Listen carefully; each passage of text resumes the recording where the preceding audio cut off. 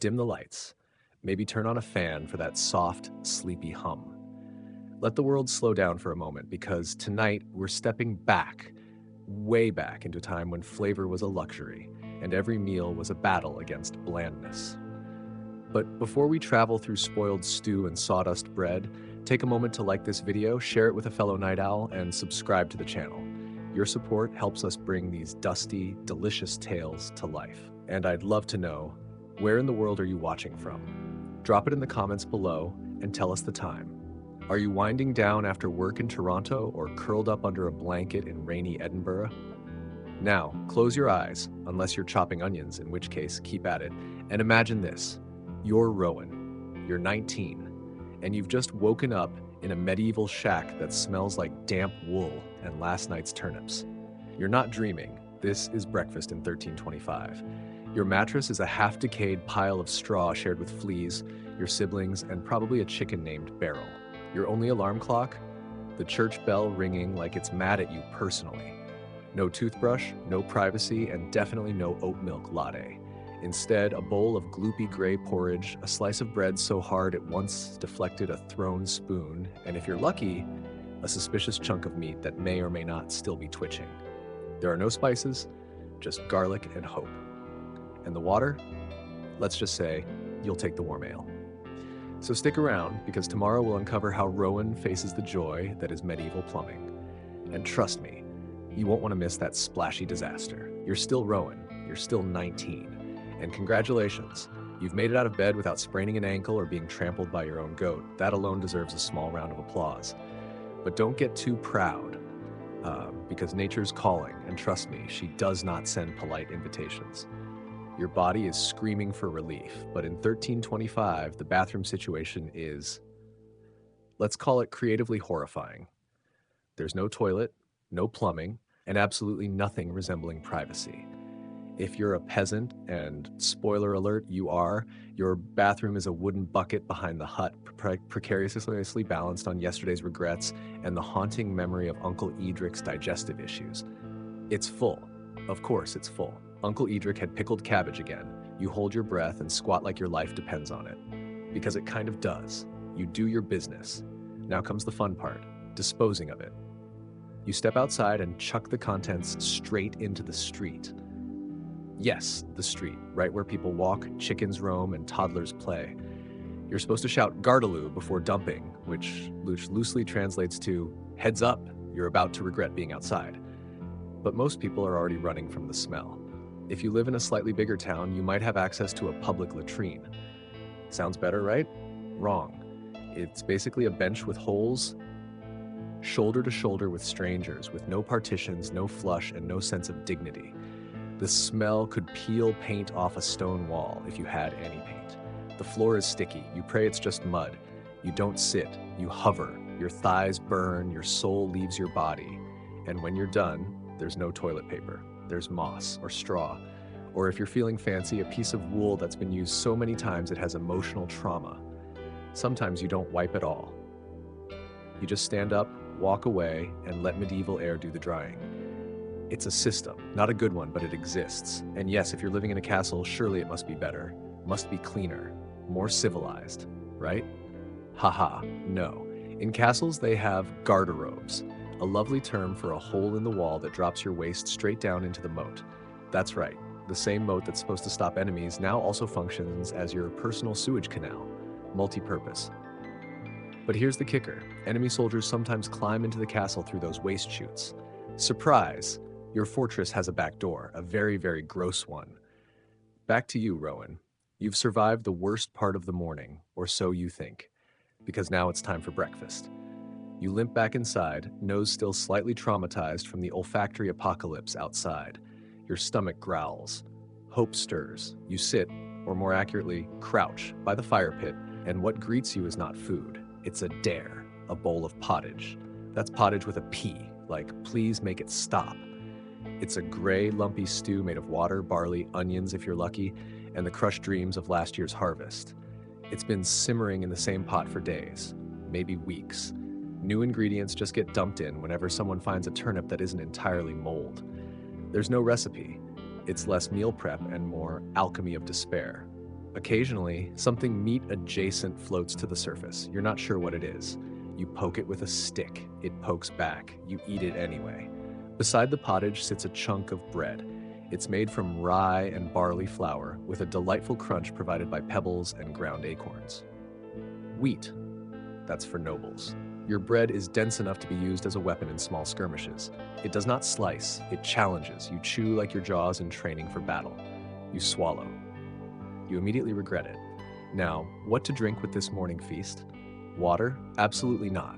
The local stream is where your neighbors bathe, your animals drink, and where yesterday's Gardaloo eventually flows. So instead, you're drinking beer. Yes, beer, at 6 a.m.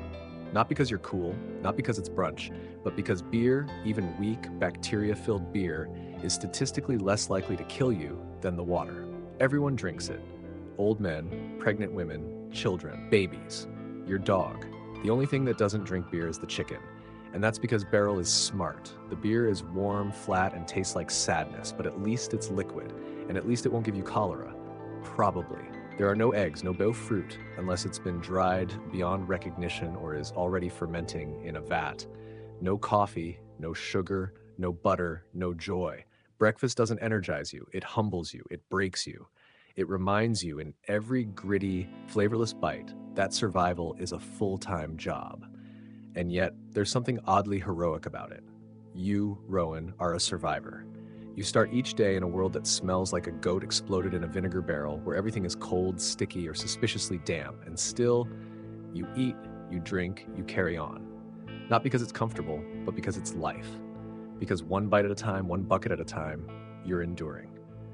And that, dear listener, is the essence of medieval resilience. So stay with us. Tomorrow, we'll dive into Rowan's next challenge, getting dressed in an outfit so stiff, so itchy, and so questionably stained, it might actually walk off by itself. Don't miss it. Your wardrobe has never looked so luxurious by comparison. You've survived the toilet, you've survived breakfast, and yet somehow the worst is still ahead. Because now, Rowan, it's time to get dressed.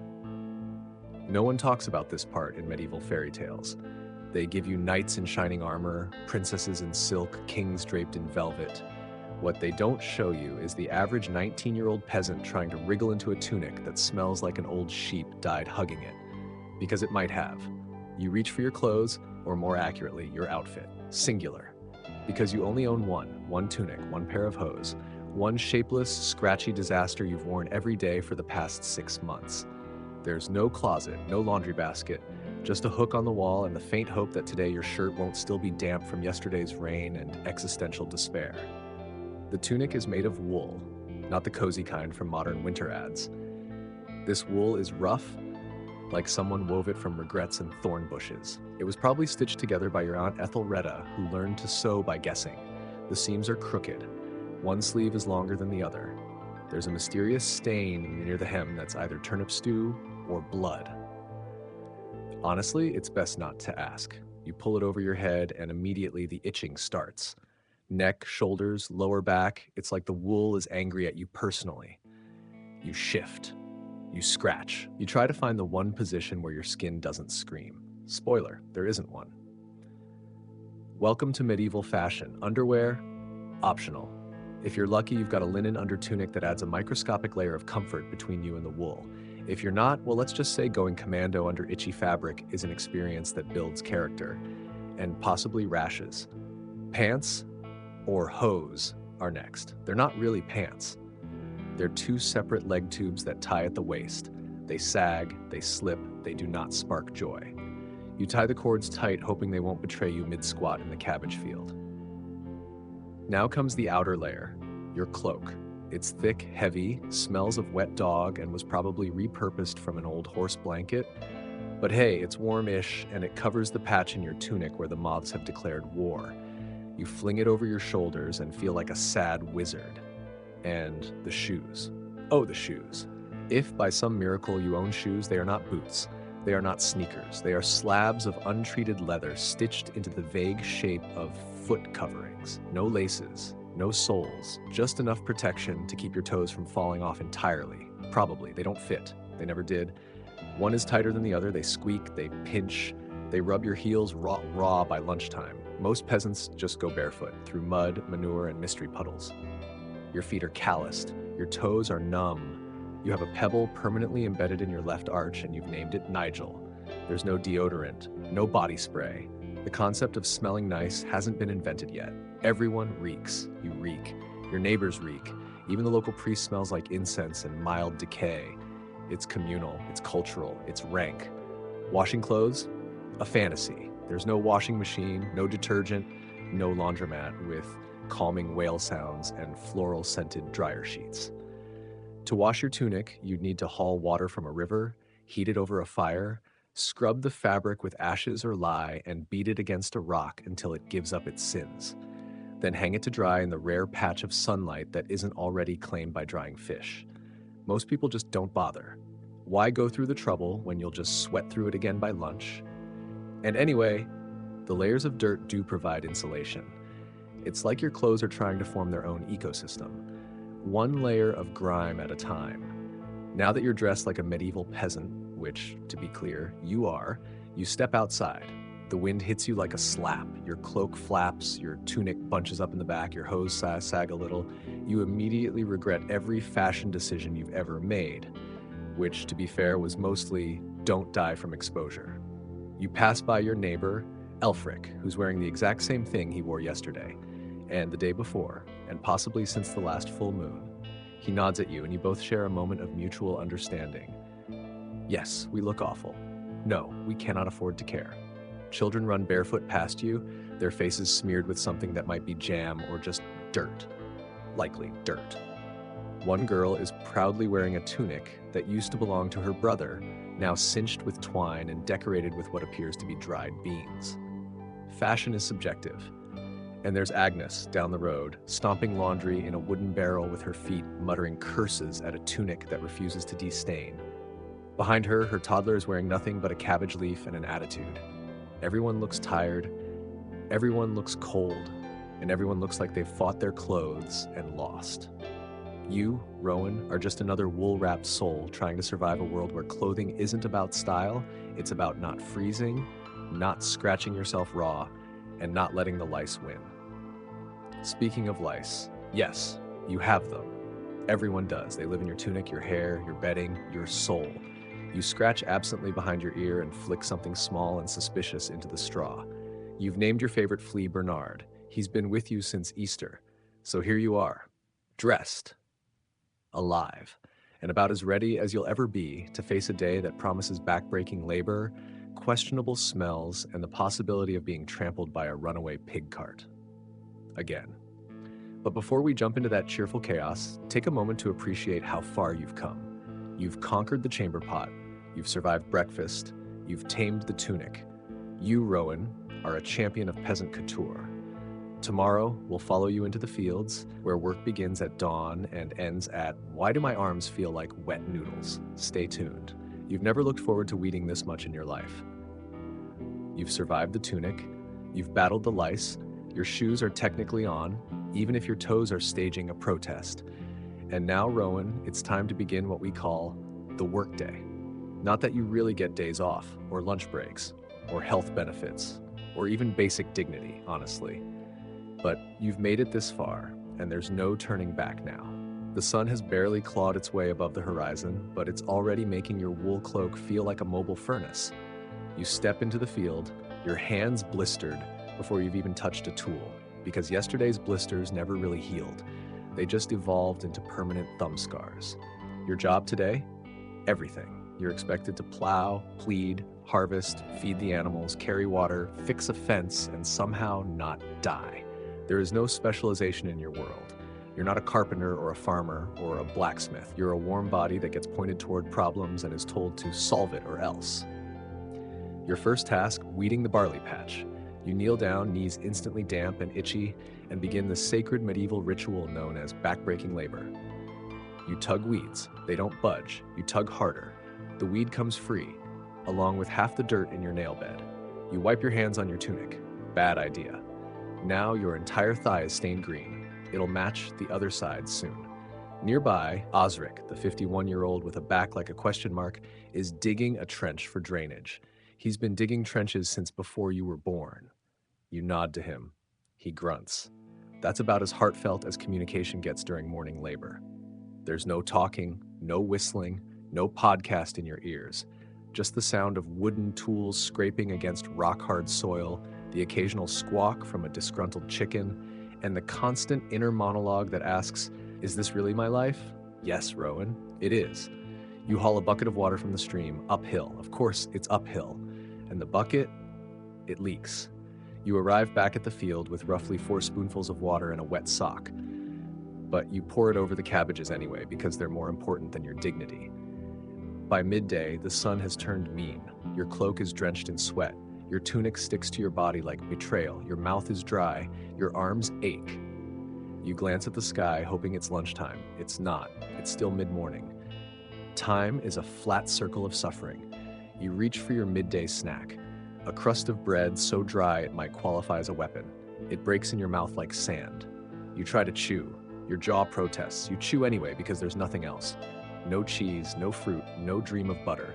Just this beige brick of sustenance. You wash it down with ale that's gone warm in your pouch and tastes vaguely of tin and regret. Then it's back to work. You're told to repair the fence near the pig pen. The pigs are watching you, judging you. One snorts in a way that feels personal. You hammer a crooked stake into the ground using a rock because tools are a luxury. You hit your thumb. You don't scream. That would waste energy. And then there's the cow. The cow has gotten out. Again, you chase it down the lane, cloak flapping, feet squelching in something that is absolutely not mud. The cow gives you a look that says, "You're not my real dad," and trots away just fast enough to humiliate you. Eventually, with the help of Elfric and a handful of moldy hay, you wrangle the beast back into the pen. You collapse against the fence, breathing heavily, the cow now munching on your sleeve. It's only noon. You drag yourself back to the field where your little sister Hilda is picking stones out of the soil. She's 8. She has more dirt on her face than skin, but she's smiling because she found a worm and named it King Richard. You nod approvingly. That's a good worm.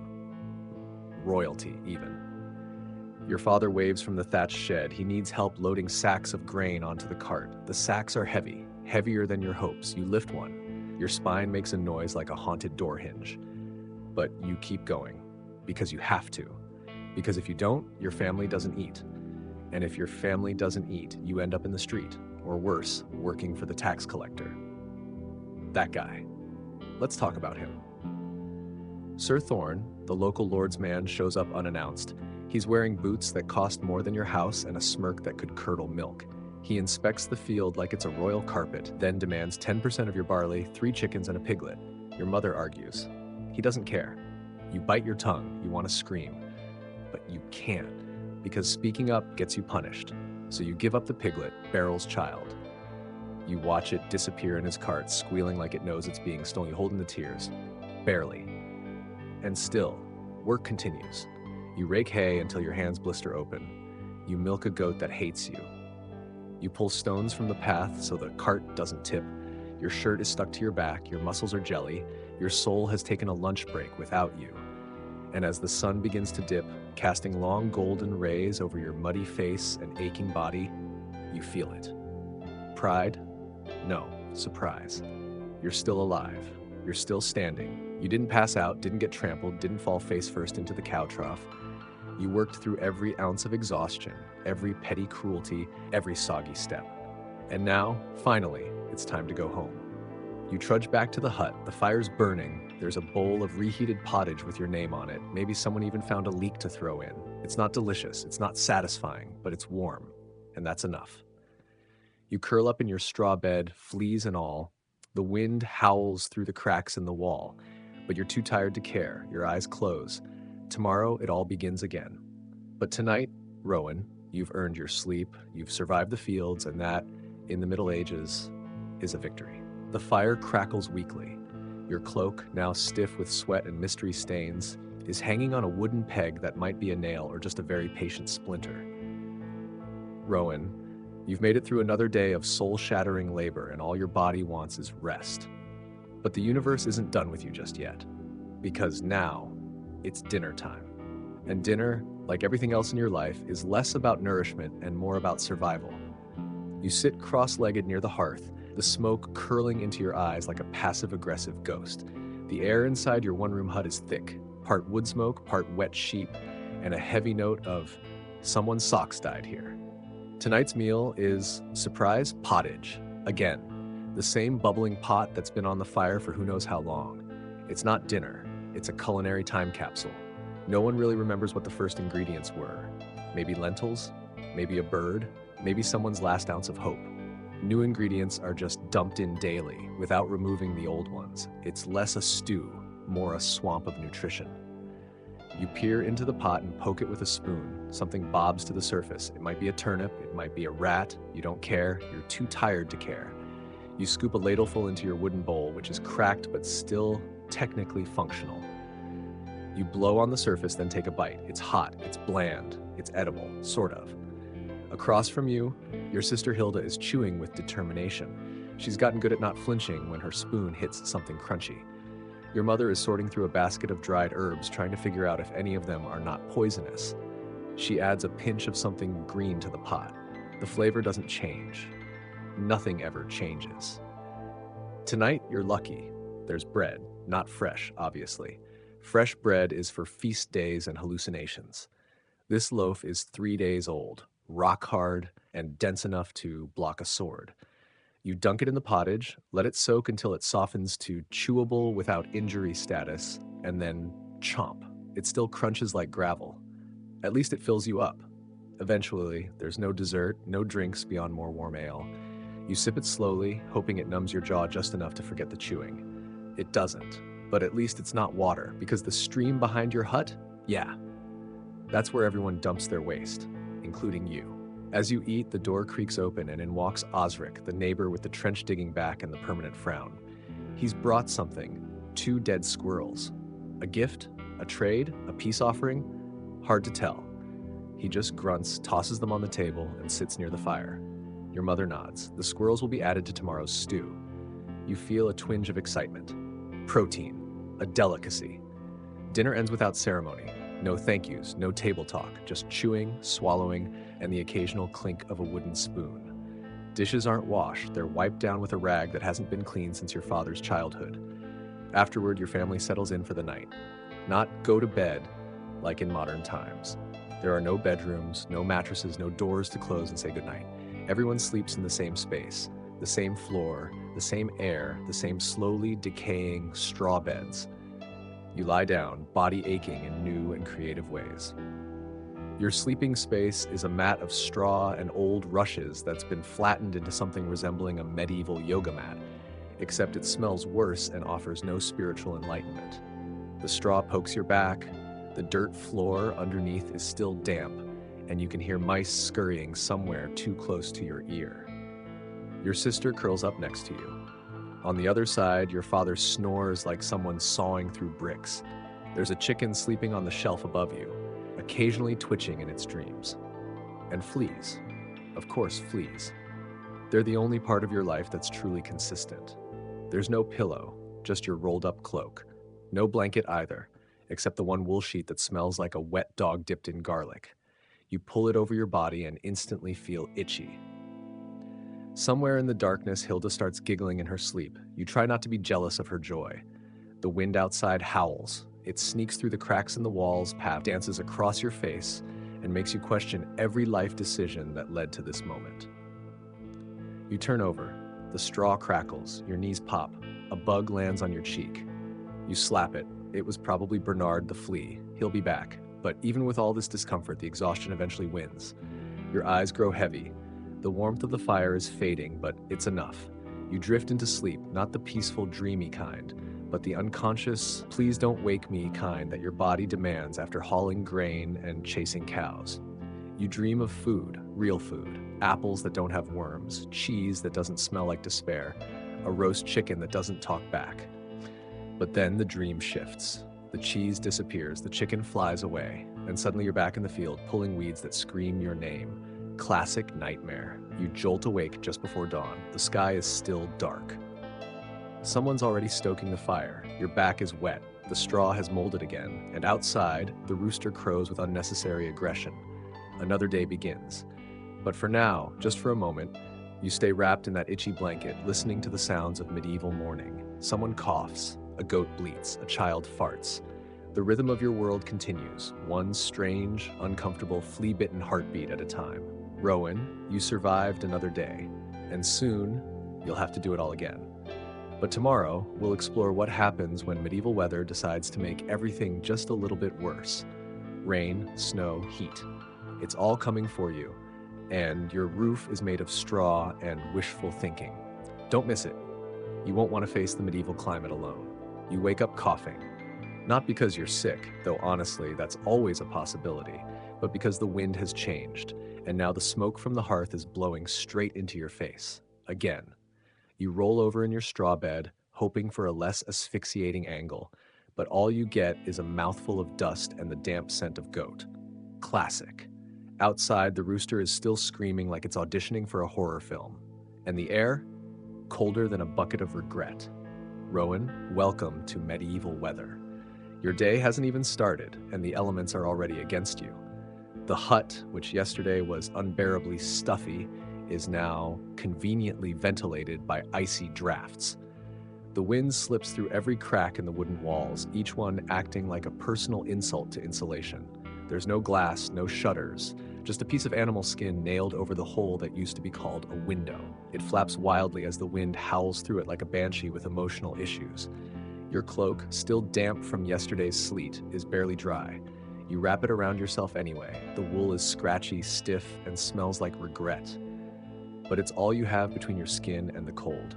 You sit by the fire. It's barely a fire, more like a sulking pile of embers. Someone forgot to add wood last night, probably you. You toss in a log, if you're lucky enough to have one, and pray it catches. Firewood is precious. You don't burn it casually. You hoard it like treasure. Because when winter truly hits, that's the only thing keeping your family from turning into historical popsicles. Now you face the floor. And by floor, we mean compacted dirt, currently having an identity crisis as it's decided to become a cold sponge. The chill rises up through it like an evil spirit determined to ruin your feet. There's no stone, no insulation, and absolutely no rugs. Just layers of old straw, crushed rushes, and the remnants of last week's potato peelings that never made it to the pigs. And speaking of pigs, outside the rain has started. But of course, this isn't gentle, poetic rain. This is the kind of sideways, face-slapping, soul-sapping rain that only medieval skies can deliver. The kind that instantly soaks through every layer of clothing and makes your bones feel like they're wrapped in wet parchment. Your roof, made of thatch and good intentions, isn't helping. It leaks. Of course it leaks. Water drips into a bucket beside your bed. Plink, plink, plink. Each drop a tiny, annoying reminder that you live inside a barely upgraded haystack. You go outside anyway. You have to. Because animals need feeding, and the fields don't care if you're wet.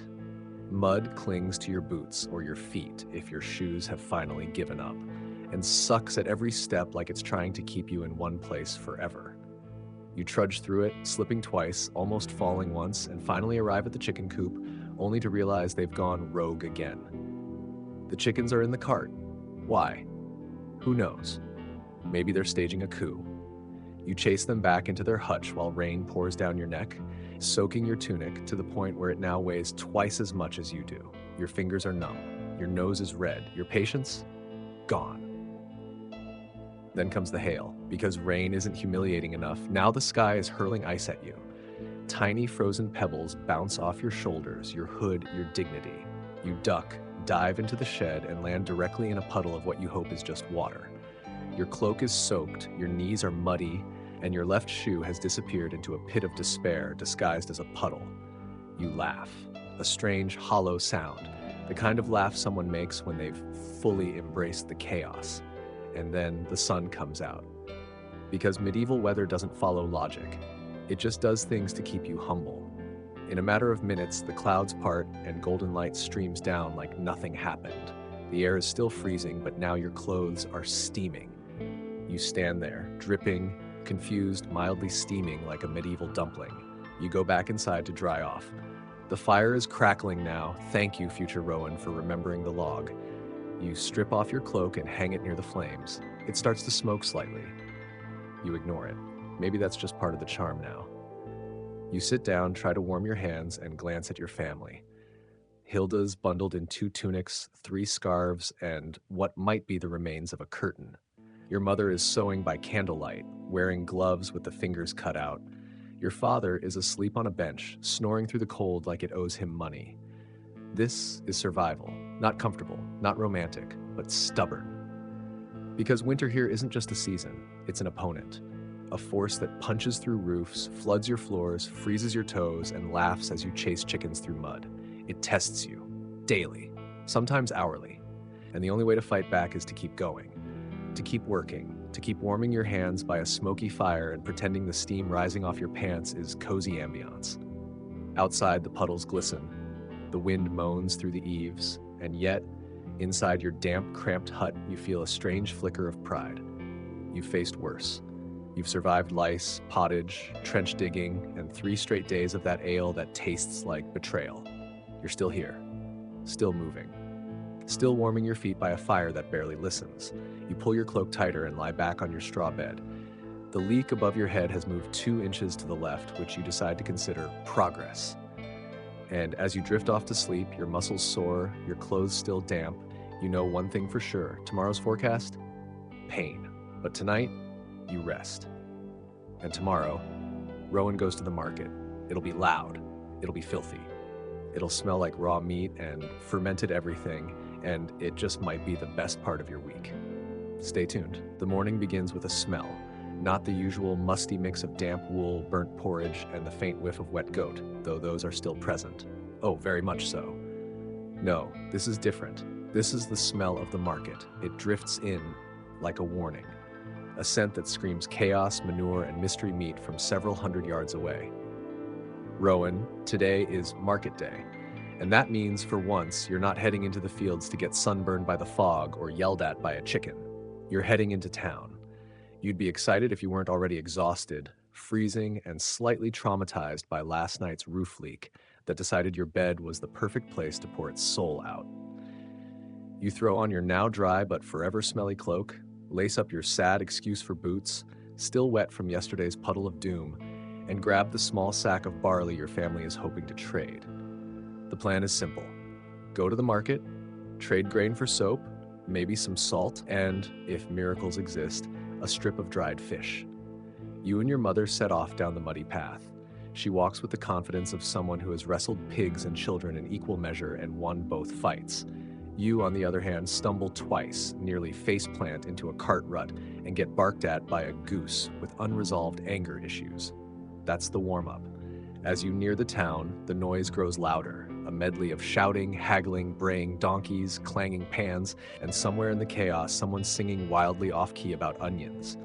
The air smells like everything and nothing good. It's a soup of roasted nuts, spoiled cheese, animal droppings, smoke, and desperation.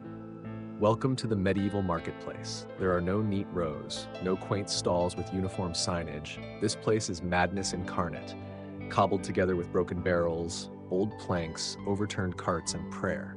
People jostle, chickens run loose, a man with no teeth tries to sell you a healing rock that's definitely just a chunk of river stone. Your mother heads straight to the grain trader.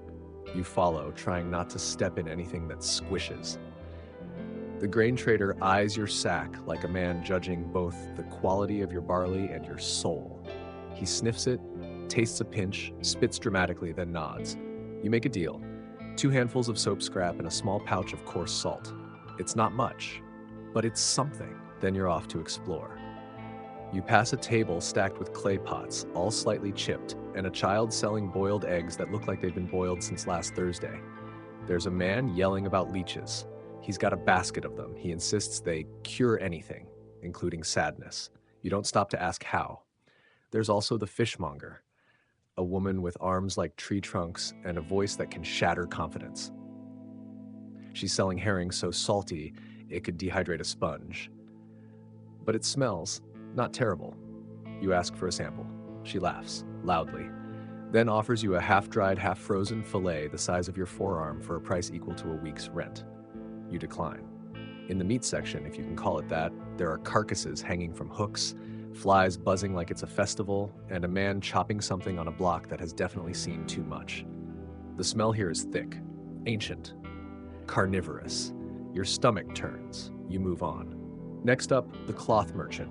And by merchant, we mean a woman sitting on a blanket with exactly 3 tunics and a hat that may have once been alive. Your mother barters for thread. You quietly wonder if the hat is cursed. Children dart between stalls, some selling roasted chestnuts, others stealing them. A dog with one eye and a limp is guarding a pile of turnips like it owns them. A juggler is trying to distract the crowd and succeeding, mostly because he's on fire. Not metaphorically, just his sleeve. No one helps. And still, somehow, you love it. Because for all its grime, its stench, and its chaos, the market is life. It's motion, it's voices and trade and news from 5 villages over. It's a break from the silent, repetitive misery of the fields. Here, things change. Deals are made, gossip is shared. A man might lose a shoe in a pig trough, but he gains a story. You overhear one woman say the king is raising taxes again. Another swears her neighbor's cow gave birth to a 2-headed calf. Someone whispers that the priest was seen buying ale before noon. Scandal, the kind that fuels entire winters of quiet judgment. As midday approaches, you finally spot something worthwhile. An apple. One single, slightly bruised, probably stolen apple. It sits on a wooden crate like a beacon. Your stomach growls. You haven't tasted fruit in weeks. You eye your pouch of salt. The vendor shrugs. A trade is made. You take the apple like it's made of gold. Back at home, apples are a myth, something that only grows for the Lord's table. You bite in. It's sour. It's gritty. It's got a wormhole, but it's yours. Eventually, your mother decides it's time to head back. You both carry your meager haul, salt, soap, a half spool of thread, and the glory of that apple core tucked secretly in your pocket. As you leave town, the sun begins to fade. The market doesn't quiet. If anything, it gets louder. More shouting, more drinking, more accidental poultry theft. But you leave it behind, back to the muddy path, the flickering hearth, and the pottage that now feels oddly comforting. Back home, you unload your goods. Your father sniffs the salt like it's treasure. Hilda squeals over the thread. It means she gets a new sleeve. Maybe, eventually. That night, as the fire crackles and the wind picks up, you lie on your straw bed staring at the roof that's still leaking in the corner. But tonight, you don't mind as much, because you've been to the market, you've tasted an apple, you've seen a man set himself on fire for tips, and somehow in the middle of that filthy, freezing, flea-ridden town square, you felt alive. Sleep comes fast. Tomorrow, you return to the fields, but tonight, you dream of apples. The apple dream fades. You wake up with hay in your hair, a crick in your neck, and a fresh wave of flea bites in places that defy logic and dignity. The fire is nearly out, the room is still dark, and Hilda has managed to steal your half of the blanket again. You yank it back with the gentle grace of a sibling at war. It's another morning, Rowan, but this one's a bit different, because today there's meat. Not a feast. Not a roast pig turning on a spit surrounded by cheerful lute music. No, today's meat is courtesy of the old goat Marla.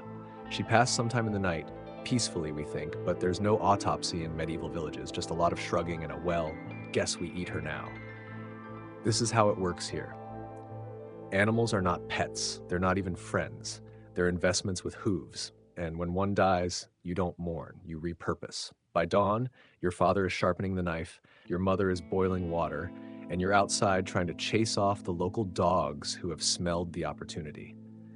Hilda's crying, not because she's sad, but because she loved Marla's milk, and now she has to drink the bitter stuff from the neighbor's cow. You tell her to be strong, while low-key hoping there's enough goat left over to make a stew that doesn't taste like damp wood. Slaughter isn't ceremonial. It's fast, rough, and very, very messy. The backyard is a horror show of steam, blood, and feathers caught in cobwebs. You help because that's what you do. You hold the legs. You carry the bucket. You try not to breathe through your nose. Every part of Marla will be used. That's not a sustainability thing. That's a necessity thing. The meat, the fat, the organs, nothing goes to waste. Your mother is already eyeballing the hooves for jelly, and someone mentioned boiling the stomach for soup. The phrase goat belly chowder should never exist. But here we are. The best cuts, what little there are, will be smoked over the next few days. That means there's meat coming, but not yet. Not tonight.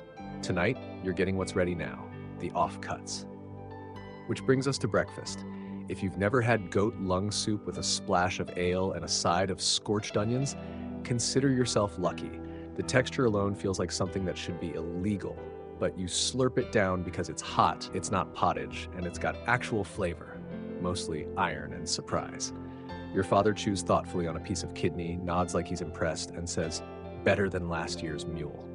High praise. By mid-morning, the hut smells like meat smoke and boiled innards, which is a step up from its usual ode of mildew and desperation. Outside, the neighbors have noticed. Osric drops by with a mysterious bundle and the casual, suspicious tone of someone trying to trade a dead squirrel for a slice of liver. Your mother declines. But later, after a bit of arguing and a deeply uncomfortable handshake, she does trade a strip of Marla's flank for a few onions and 2 parsnips, which means, hold your breath. You're having a stew. With vegetables. It's basically a holiday. The pot simmers all afternoon. You're tasked with keeping the fire steady, which means staring into smoke for hours, occasionally poking it with a stick, and preventing Hilda from helping by throwing in her rock collection. The smell is heavenly, like actual food smell. You forget what that's like.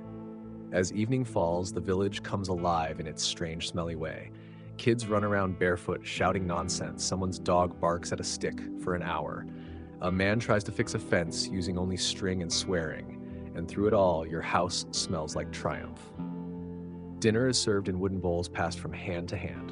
No one waits, no one says grace. You dig in. The stew is thick, warm, and vaguely goat-shaped. Every bite is a gamble. 1 spoonful is soft potato and sweet onion. The next is a chewy slab of mystery meat that requires 3 separate jaw muscles to handle. But still, you eat like royalty. There's even salt. Your mouth celebrates. For the first time in days, no one complains. No one says, "Is this edible?" Or "Do I taste mildew?" Or "Was this alive last night?" There's just eating. Silent, focused eating. You even go back for seconds, then thirds. The pot is licked clean. Literally. The family dog, Fergus, handles that part. Afterwards, everyone sits around the fire in full-bellied silence. Hilda leans against your shoulder. Your father lets out a content grunt. Your mother is already planning what to do with the bones. Maybe boil them, maybe grind them.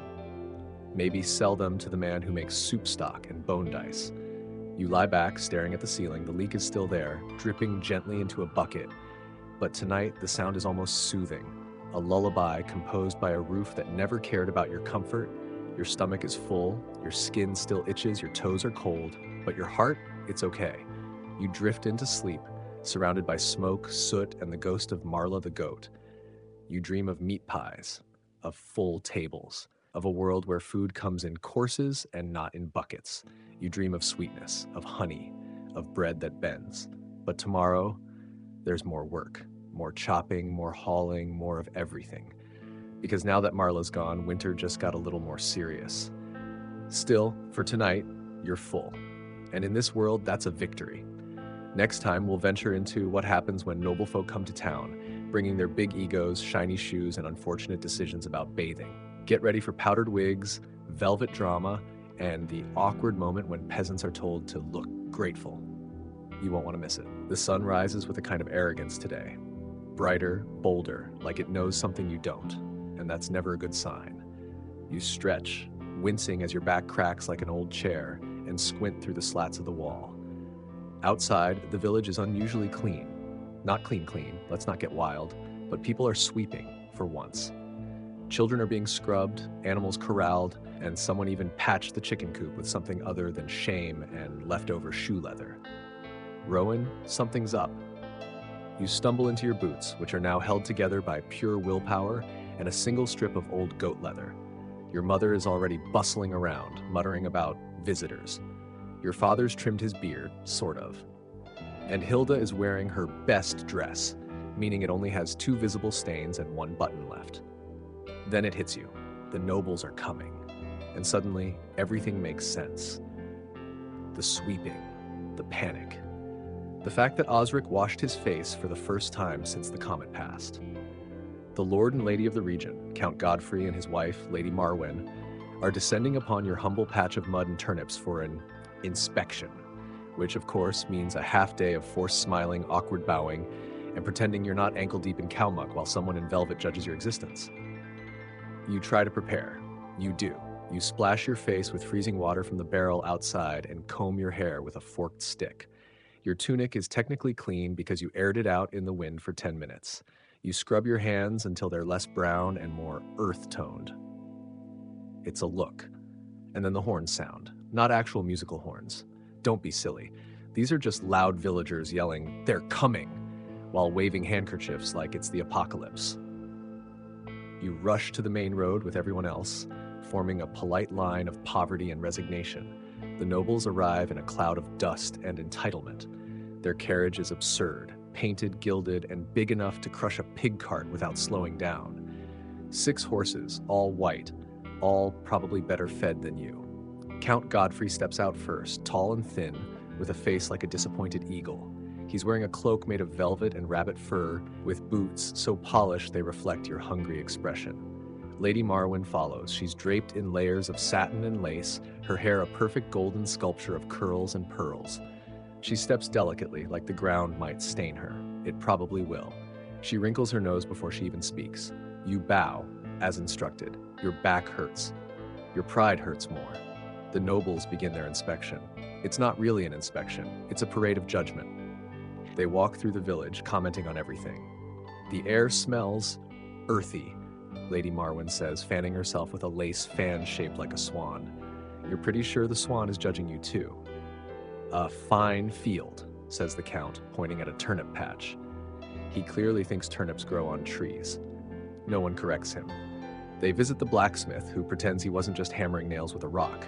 They visit the baker, who somehow produced 6 perfect loaves from ingredients no one else can afford. You suspect witchcraft, and then they arrive at your hut. Your mother curtsies, your father bows, Hilda waves awkwardly. You stand there, frozen like a statue of local peasant number 4. Lady Marwen steps inside. She peers around with wide eyes like she's on safari. "Oh, how quaint," she says, staring at the soot-streaked hearth. "Is that meat?" You nod. You wish it weren't goat. You wish it weren't yesterday's goat. You wish she wouldn't keep sniffing like she's trying to identify what year Marla died. "Do you eat this?" she asks, horrified. You nod again. She blinks, then turns to Count Godfrey. "Remarkable," she says, "how they survive." You're not sure if it's pity or amazement. Probably both. The Count asks a few questions. How many animals do you own? How much grain did you harvest? Do you pay your taxes on time? You answer carefully. Honestly, mostly. Then, mercifully, they leave. Back in the village square, the nobles declare the visit enlightening. They hand out a small bag of coins for improvements, which will be gone by morning. Someone claps. You're not sure why. They depart in their golden carriage, trailing dust and mixed feelings, and just like that, they're gone. You exhale. The village exhales. The chickens go back to mutiny. The pigs resume lounging like unemployed nobles themselves. You walk home with your family, heads down, feet sore. Your mother is muttering about how she could have said something witty if she hadn't been choking on perfume. Your father is quiet. Hilda's still waving her hand like Lady Marwen. Dinner is quiet. You eat leftovers. No one mentions the visit. But that night, as you lie in bed, staring at the patched ceiling, you feel something strange. Not envy, not pride, curiosity. Because while their lives seem shiny and clean, wrapped in velvet and spices, you wonder what it feels like to be them, to eat without chewing gravel, to sleep without fleas, to walk through a room and not worry about stepping in something unmentionable. But you also know this. They don't know your world. They don't know what it takes to patch a roof with your bare hands or feed 5 people with 2 onions and a prayer. So while they sleep on feather beds with silk sheets, you curl into your scratchy wool blanket and smile, just a little, because somehow you're still here.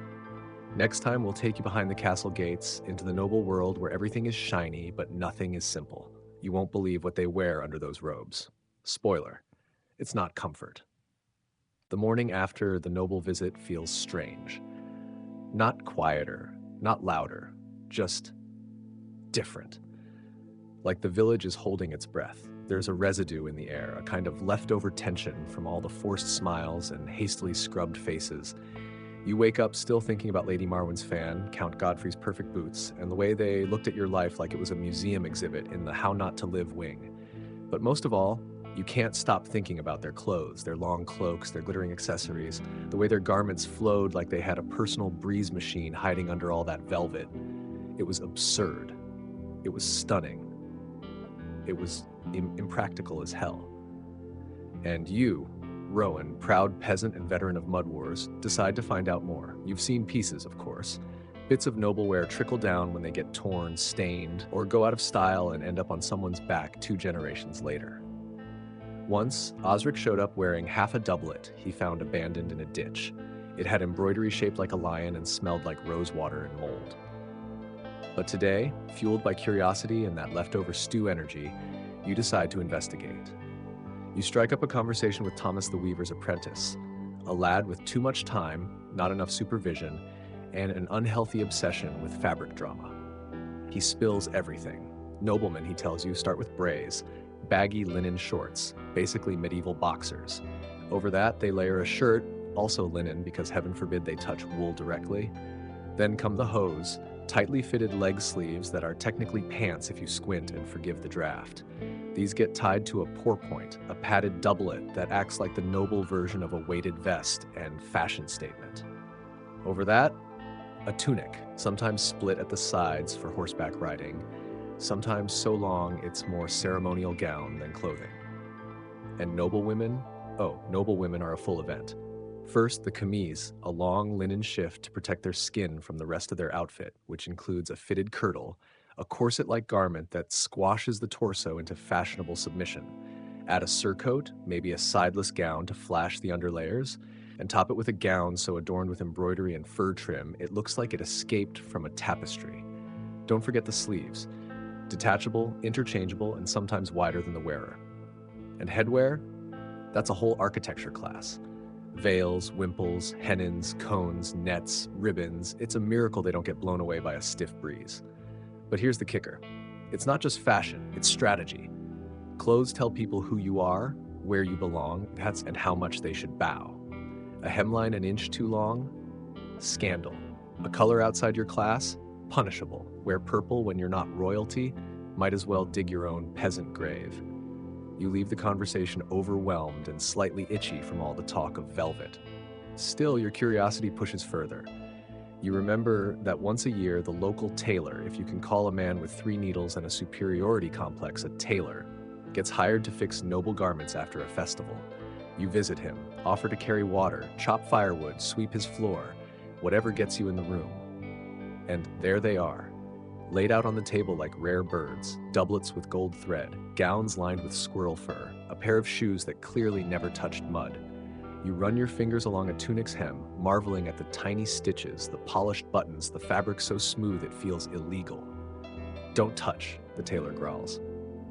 You nod and touch it again when he turns around. That night you dream in color. Rich jewel tones, flowing fabrics, shoes that actually fit. You dream of walking into the village dressed like a lord, of heads turning, mouths dropping, Hilda fainting into a pile of turnips. But the dream fades and morning comes. You put on your usual tunic, the one with the patch from last year's fire and the stain no one talks about. You tug on your hose, tie your belt, hack and wrap your cloak tight against the wind. You look down at yourself. Not elegant, not glamorous, but real. Because here's the truth, Rowan. Underneath all the nobility's ribbons, jewels, perfumes, and posture, they're still just people. Sweaty, cranky, occasionally constipated people. Their shoes may shine, but their feet still blister. Their gowns may swirl, but they still itch. And their underclothes? Functionally ridiculous. Sure, they might not have to haul water or chase chickens, but they're trapped too. By fashion, by status, by rules thicker than their embroidery. You wear what works. They wear what whispers, I am better than you, even when they're not. So you throw on your cloak and head out. The village is muddy, the pigs are grumpy, and Osric is wearing that same half doublet, now with a rip that exposes one nipple. He waves. You wave back. Tomorrow you'll return to the fields, the mud, the glorious chaos of real life. But for now, you walk through the village with your head a little higher, not because you're wearing silk, but because you know something they don't. Underneath it all, we all wear the same skin. Next time, we're diving into medieval medicine, leeches, poultices, and why sneezing in church might get you exorcised. Spoiler, it's gross. You'll love it. The morning creaks to life with the reluctant groan of your spine. You sit up, eyes still crusted with sleep, and that familiar throb greets you again, right behind the eyes, pulsing like some angry little drummer practicing for war. Another headache. Fantastic. You press your fingers against your temple, hoping for mercy, but medieval life doesn't grant favors. You're not surprised. Between breathing in smoke all day, sleeping on a bed of straw that feels like it was curated by sadistic porcupines, and drinking water that probably moonlights as a disease distribution system, it was only a matter of time. At the breakfast pot, yes, it's still goat stew, still suspicious, you squint at your mother. She's watching you with that, "Don't argue with me, I'll win" look. "You're seeing the healer," she says. "I'll be fine," you mumble, trying not to wince as a pain spike hits behind your left eye. She raises an eyebrow. "You've said that every morning for the past week. Yesterday, you tried to milk the goat from the wrong end." You sigh. She's not wrong. That goat has still not forgiven you. So now you're walking through the village, wrapped in your cloak, head pounding with each step like the earth itself is in on the joke. Kids dart past playing a game involving mud, screaming, and the occasional blood-curdling yelp. Standard behavior. A chicken eyes you with suspicion. You nod in respect, and then you reach her door. The healer's hut smells like the entire forest decided to ferment. Dried herbs hang from the rafters like strange little corpses. Bowls of ground roots, strange stones, bones, you don't want to know what kind, and an unsettling number of dried frogs decorate the place like it's hosting a witch-themed dinner party. She's already waiting. Magda, part alchemist, part magician, all unsettling. Head again, not looking up from the mortar she's pounding with surprising fury. You nod. "Sit," she commands, and you obey like she owns your soul. She leans close, peering into your eyes like she's reading your sins. Then she grunts. "Humors are unbalanced, again." Medieval medicine doesn't believe in things like germs or sinuses.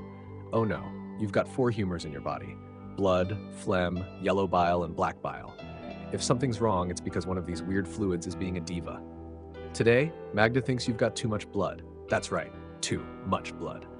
You know what that means. She grabs the jar, the leeches.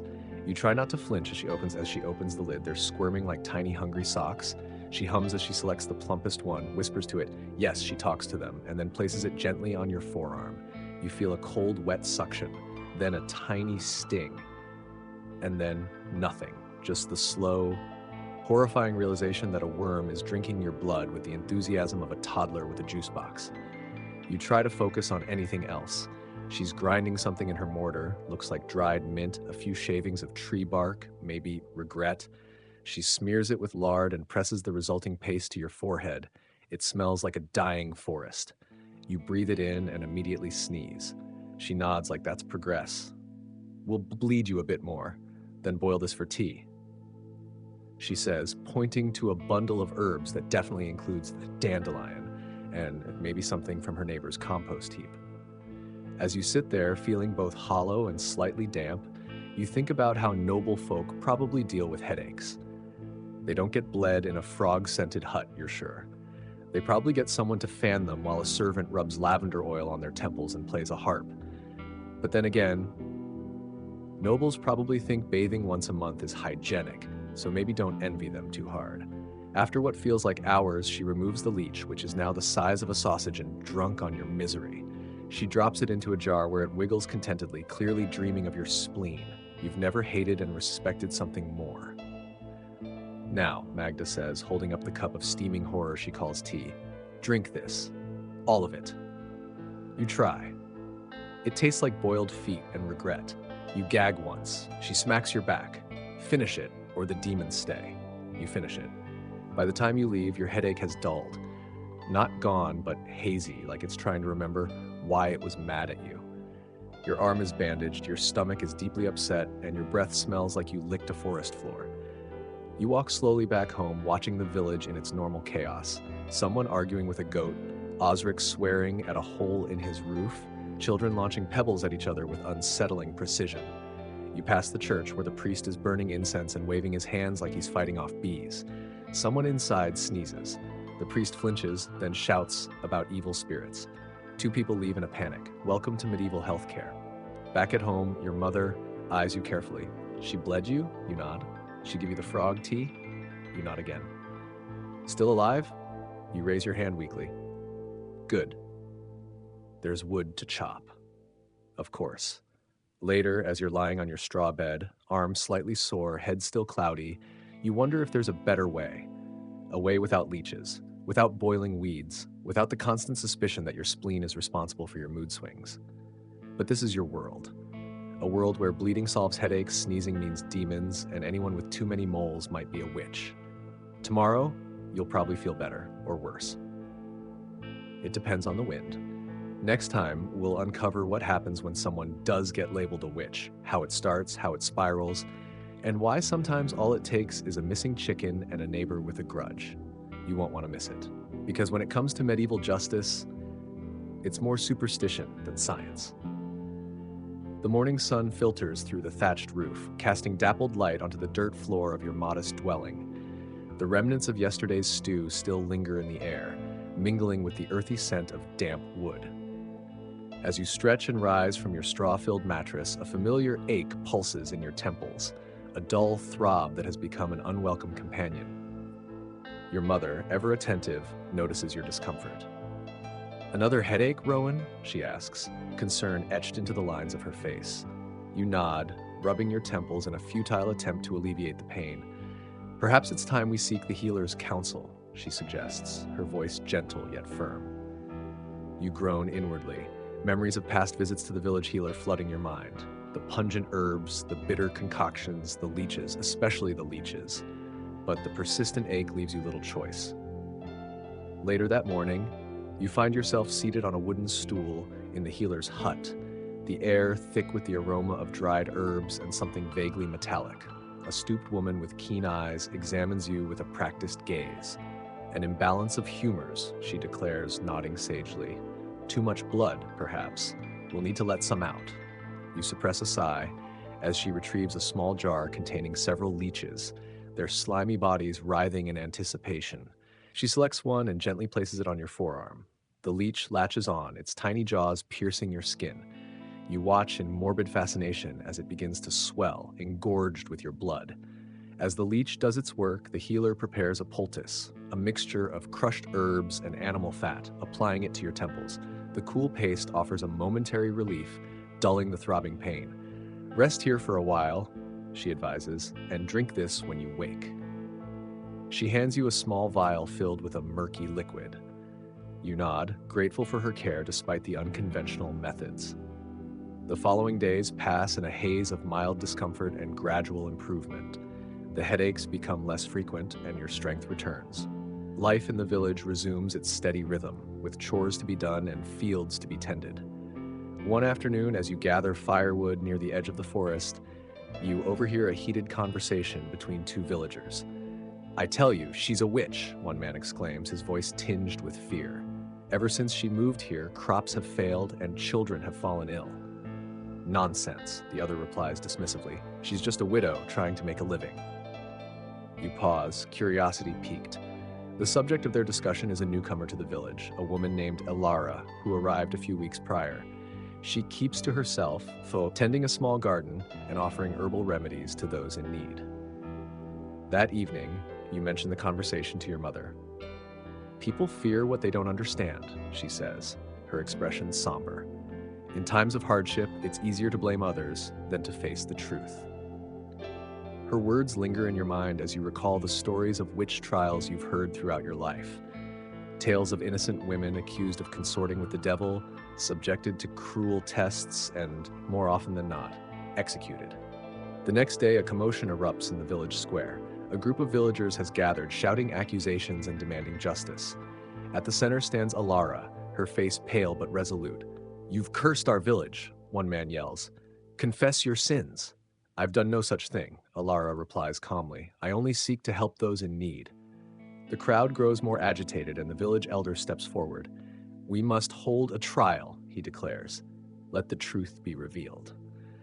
The trial is swift and unforgiving. Elara is subjected to various tests, her body examined for the devil's mark, her knowledge of herbs twisted into evidence of dark magic. Despite her protests, the outcome is predetermined. She is found guilty of witchcraft and sentenced to death. On the day of her execution, the village gathers once more. A pyre has been constructed in the square, its flames licking the sky. Alara stands tall, her gaze unwavering.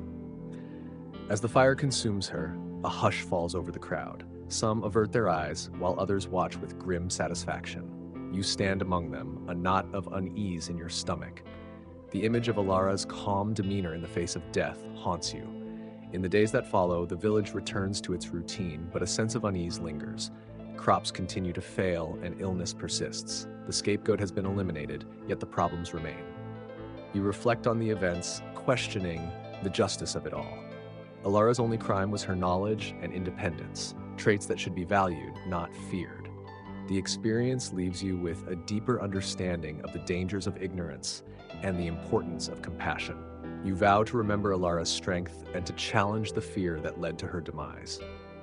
In the quiet moments, you find solace in the lessons learned and hope that, in time, others will come to see the truth as well. The pyre had long turned to ash, but Alara's death still echoed in the silence between every footstep. Smoke might have vanished from the village sky, but fear had taken root in every home, like mold in the timber beams, spreading quietly, wrapping around everything. And with fear came the next phase, suspicion. You see, once a community burns someone alive for summoning rain at the wrong time, or having too many herbs, it's not like they all suddenly sleep better. No. That's when the real nightmare begins. It starts small. A missing chicken, a child with a cough, bread that doesn't rise, and suddenly all eyes turn to the neighbor with a crooked back or a weird hat. Because in a world without science, someone's always to blame. And the only thing scarier than a plague is a woman with knowledge and a quiet demeanor. 3 days after Alara's execution, the village turned on Isolde, healer, midwife, friend to every screaming mother and colicky baby within 10 miles. The same woman who stayed awake 3 nights straight helping you survive that time your legs swelled up from a rat bite. The same woman who once fed half the village soup during a famine. Now, a witch. Why? Because someone's cow miscarried. Because someone else saw her talking to a blackbird. Because her eyes are too green. Honestly, if you're looking for logic, you're in the wrong century. They dragged her into the square at dawn. No trial, just shouting. People you'd known your whole life now snarled like beasts. She knew my baby's name before I told her. She made a salve that cured my rash. How does she know such things? How indeed. She was sentenced to the water test, which sounds harmless until you realize it's just let's drown this woman and call it science. The theory, if you can call it that, was simple. Pure water rejects evil. So if she floats, she's a witch. If she sinks, she's innocent, which means best case, death. Worst case, a slower death. They tied her hands and feet, lowered her into the village pond, and waited. You were there, you saw it. She sank like a stone, some gasped, some cheered, some pretended not to see the panic in her eyes just before the rope was yanked back. Her body was limp, her lips blue. They said, "We were too late." You say, "You never planned to be in time." And now the air is colder. Not because winter's coming, but because every home hides its own secrets. Because every woman who owns a herb garden looks over her shoulder. Because every child who asks too many questions is hushed by parents terrified of curiosity. The executions don't stop. Of course not. Once you start feeding the fire, it wants more. Osric's mother accused of predicting weather wrong. She said it might rain. It didn't. A man named Berwin, taken because he lived alone and carved birds out of wood. Clearly demonic behavior. A child no older than 8 because she had dreams that came true. It's madness. Dressed up as righteousness. You start to keep a journal, not written, of course. No paper, no ink, and writing is suspicious anyway. But you memorize names, faces, final words, a secret archive inside your skull because someone has to remember the truth when this village finally wakes up. Then one day, it happens. A baby dies in the night. Crib death. Tragic, unexplained. The mother, young, trembling, exhausted, stumbles into the square and points at your door. "They gave me herbs," she says. "They told me it would help the colic." Your world collapses in an instant. You're dragged out of your home, your mother screaming, your little sister clutching your leg until someone tears her away. Your father? Silent. Not because he believes them, but because he knows speaking might get your whole family burned. The elder declares another test. We must be sure, he says, as if fire and drowning ever needed confirmation. But this time, something strange happens. A voice speaks up. Magda, the old healer. The same woman who bled you with leeches, who once slapped a cold poultice on your chest and told you to stop whining. She's no witch, Magda says. She's a child. And if you burn every healer, every wise one, every midwife, you'll be alone when your wives labor and your babies scream. Silence. Then another voice. An old man who once needed your help after a fall. Then another and another. It's not a rebellion, not yet. But it's enough. The elder pauses. You're dragged back home, not celebrated, not forgiven, just spared for now. That night you can't sleep. You lie awake, staring at the ceiling, knowing full well that fear isn't gone, just waiting, lurking.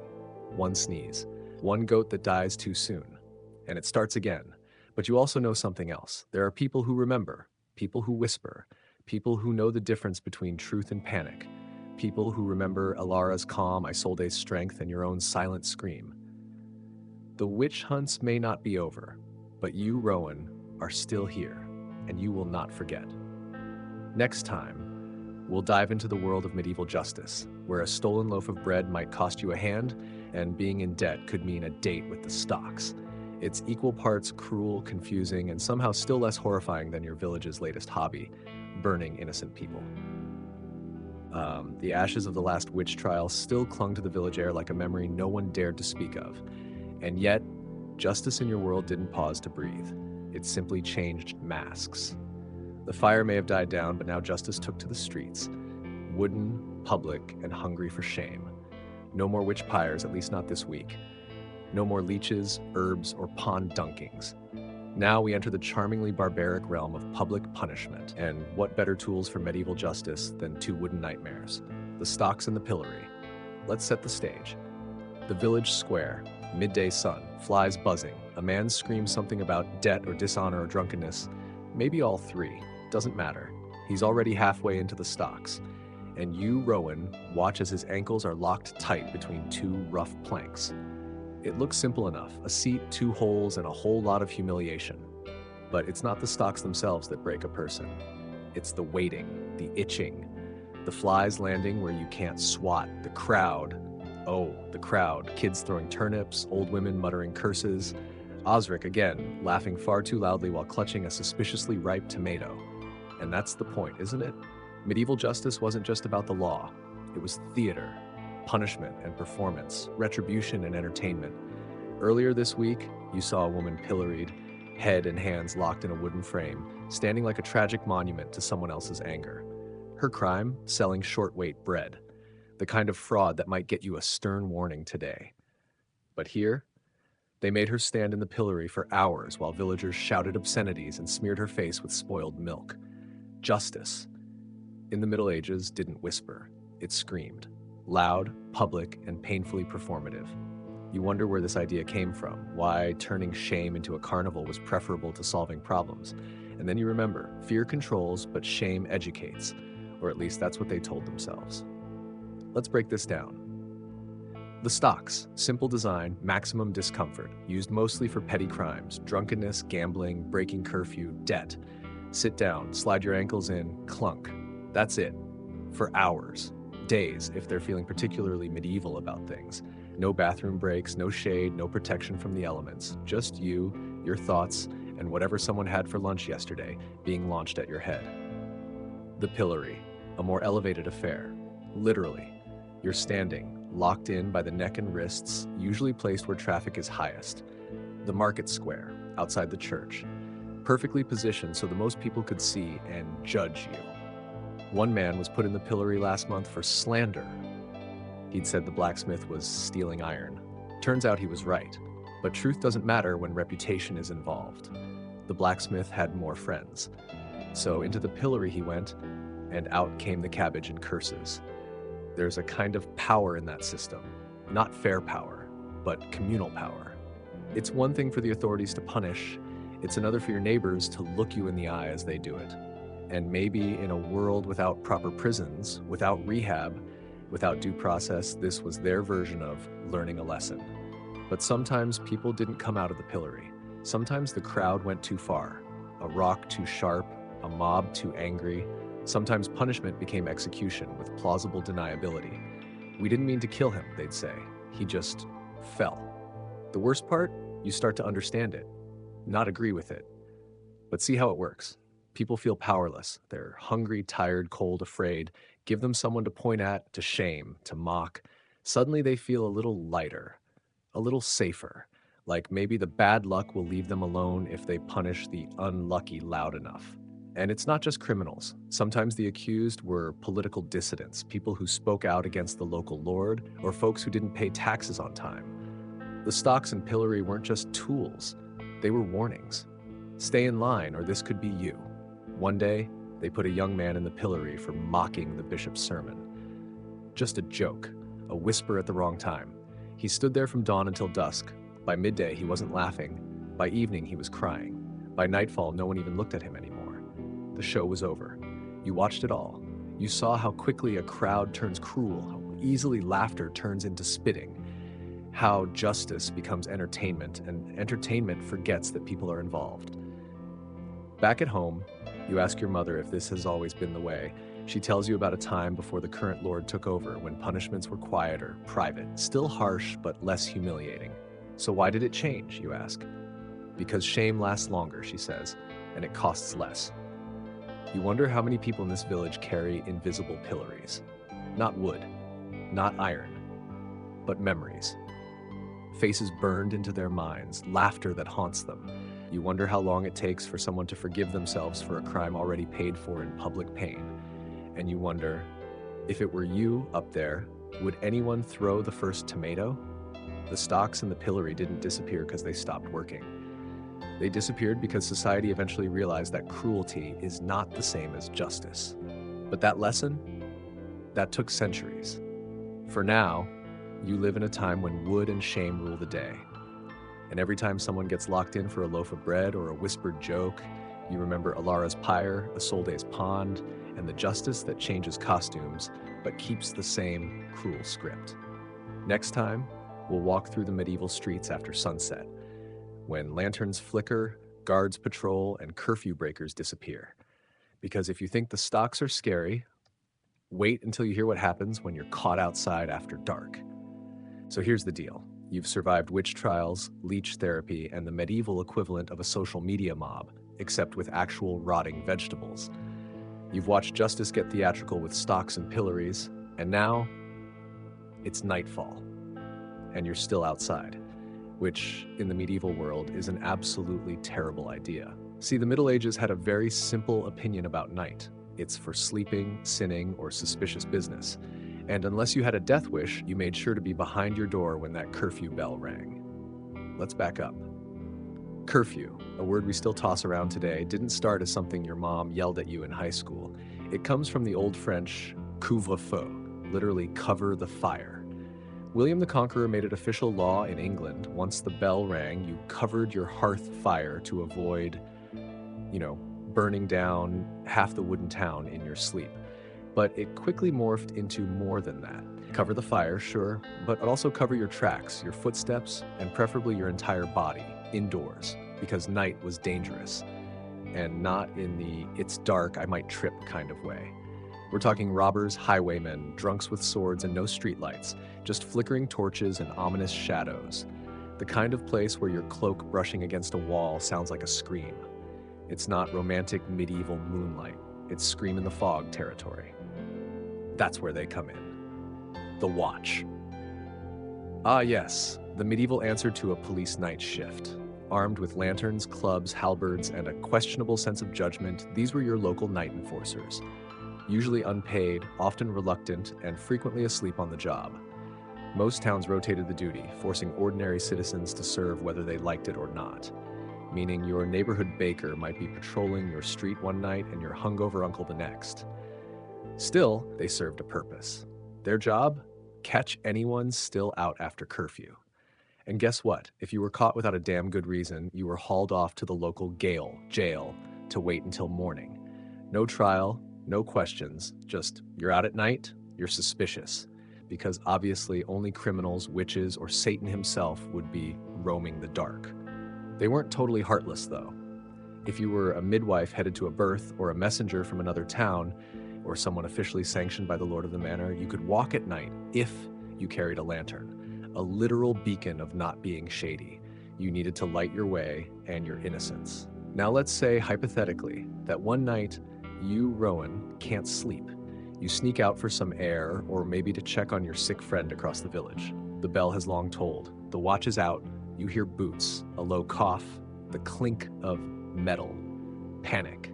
You press yourself against a wall, praying your shadow blends in. But it's too late. A voice growls, "Who goes there?" And suddenly you're being interrogated by a man who smells like onions and deeply regrets volunteering for this job. "No lantern?" he asks. "No writ of permission?" You try to explain. You're a healer, or you're delivering herbs, or you just needed air. Doesn't matter. You're bound by rope and marched off to the gale, tossed inside with 3 other poor souls. A drunk who forgot what day it was, a boy who snuck out to meet his crush, and an old woman they just didn't like the look of. Congratulations. You're a nightwalker. That was the legal term. Not as sexy as it sounds.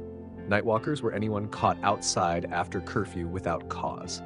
By law, the Statute of Winchester, 1285, required all able-bodied men to serve on the watch, and it gave them full authority to detain these night-dwelling threats to society. You could be held until morning, fined, or, if they really didn't like your face, accused of something worse. It didn't help that the night brought out more than just curfew breakers. Fires were a constant threat. With most homes built of timber, thatched roofs, and open flames for lighting and cooking, one spark could turn an entire village into a medieval barbecue. Watchmen were also expected to check for chimney smoke, unattended candles, and fires not covered properly. If they caught your house breaking curfew rules, you could be fined, or worse, blamed if something went up in flames. There were also rumors, whispers of things in the night. Superstition ran deep. People believed the devil walked at midnight, that ghosts could steal your breath, that witches met in secret circles to conjure sickness. You didn't just fear being arrested, you feared what else was out there. Of course, over time, the watch changed. Some towns began to pay men to patrol. Others, like London, formed rudimentary police forces with more structure and accountability. But for now, in your little village, it's just random men with torches and attitudes. By morning, if you're lucky, the gale door creaks open. You're released with a warning, a bruise, or a fine that your family has to scramble to pay. You walk home in the early light, past sleeping cottages and soot-stained chimneys, your reputation a little more tarnished than it was the day before. And you wonder, again, how something like a nighttime stroll could nearly land you in the stocks, the pillory, or worse. In this world, justice isn't just harsh, it's everywhere. Daylight shames, nighttime traps, and every misstep has an audience. Next time, we'll look at the lords who made these rules and the castles they built to enforce them. Get ready to walk through drafty stone halls, past boiling oil, murder holes, and feasts served with more meat than manners. Because nothing says power like a moat full of sewage and a dining hall full of judgment. So, you've avoided the pillory, ducked the night watch, and you've somehow made it past curfew without being mistaken for a highwayman. Where do you go next? Let's step through the drawbridge, creaking, groaning, and probably reeking of damp moss and regret. You're inside now, inside a medieval castle. Stone walls, drafty corridors, and enough dampness to ensure you'll always feel just slightly soggy. But before you get too excited, let's be clear. This isn't a Disney castle. There are no princesses singing out of windows, no warm fireplaces in every room, and no indoor plumbing. What you've just entered is a fortress first, a home second, and a perpetual statement of "don't mess with me" always. This is where the Lord lives. And everything here, from the iron portcullis to the murder holes above the gate, is designed to say, "I have power, and also, please don't try to take it." The outermost layer of this rocky onion is the bailey, a courtyard filled with noise, animals, and people doing everything from forging iron to slaughtering pigs. It's chaotic. It smells. There's no sanitation system unless you count gravity, but it works. The bailey is the heartbeat of daily life, where cooks, blacksmiths, and soldiers scurry like mice under a hawk's gaze. From here you enter the keep, the great stone tower at the heart of the castle. Thick walls, tiny windows, not for aesthetics, but because archers don't need sunshine. Inside, darkness, chill, and a whole lot of stairs. Endless stairs, the medieval version of leg day, every day. But in this gloom, power resides. The Great Hall dominates the central space.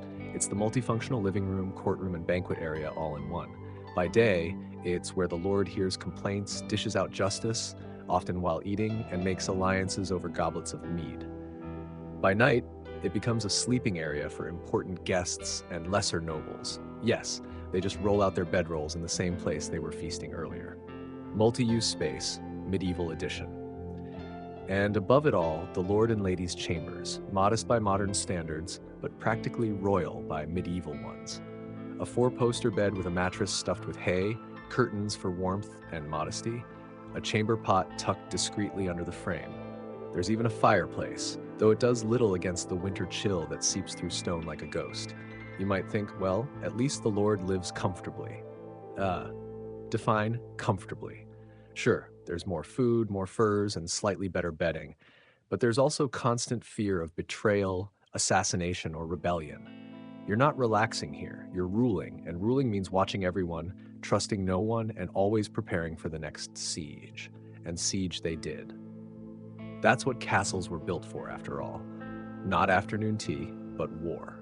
So scattered throughout the structure are murder holes to pour boiling oil on invaders, arrow slits so your archers don't get shot, and spiral staircases that always curve clockwise so right-handed attackers struggle to swing their swords. Clever, cruel, and just a little bit petty. Back to daily life. Let's say you're a servant in this fortress. Your day starts before dawn.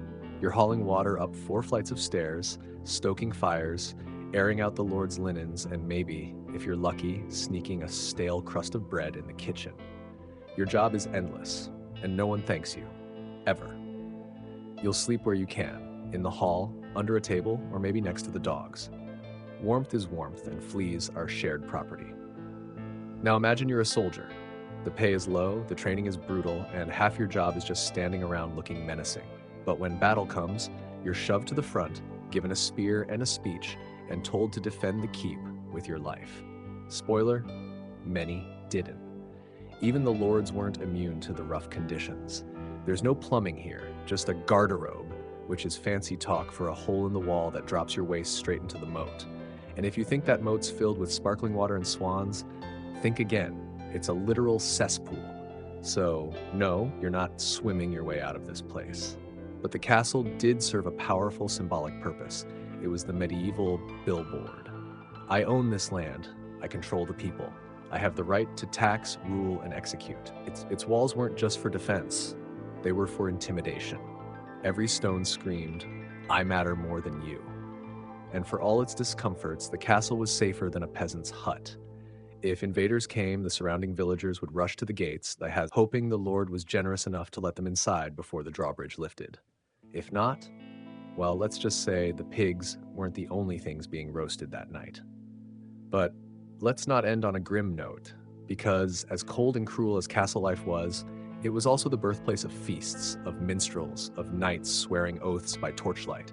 It was where stories were told, where banners waved in the wind, where alliances were forged over roasted boar and bitter ale.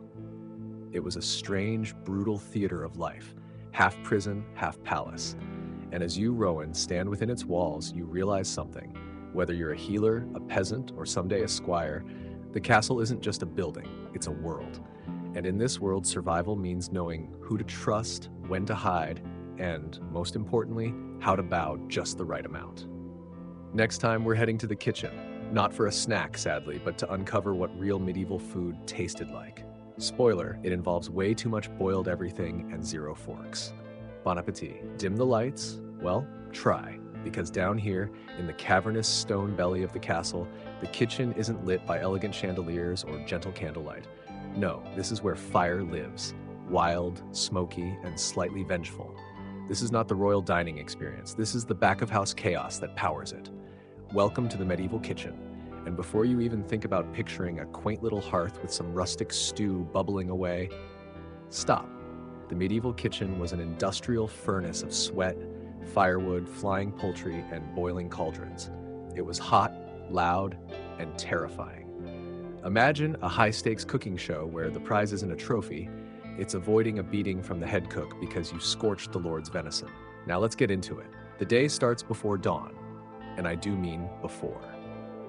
If you're a scullion, the lowest ranked life form in the food chain, below even the rats, you're up before the rooster. Your first job? Lighting the fires in the massive stone hearths, a task requiring kindling, dried dung, and the fading will to live. If you fail, there's no food. If you succeed, congratulations, you get to haul water from the well until your spine disintegrates.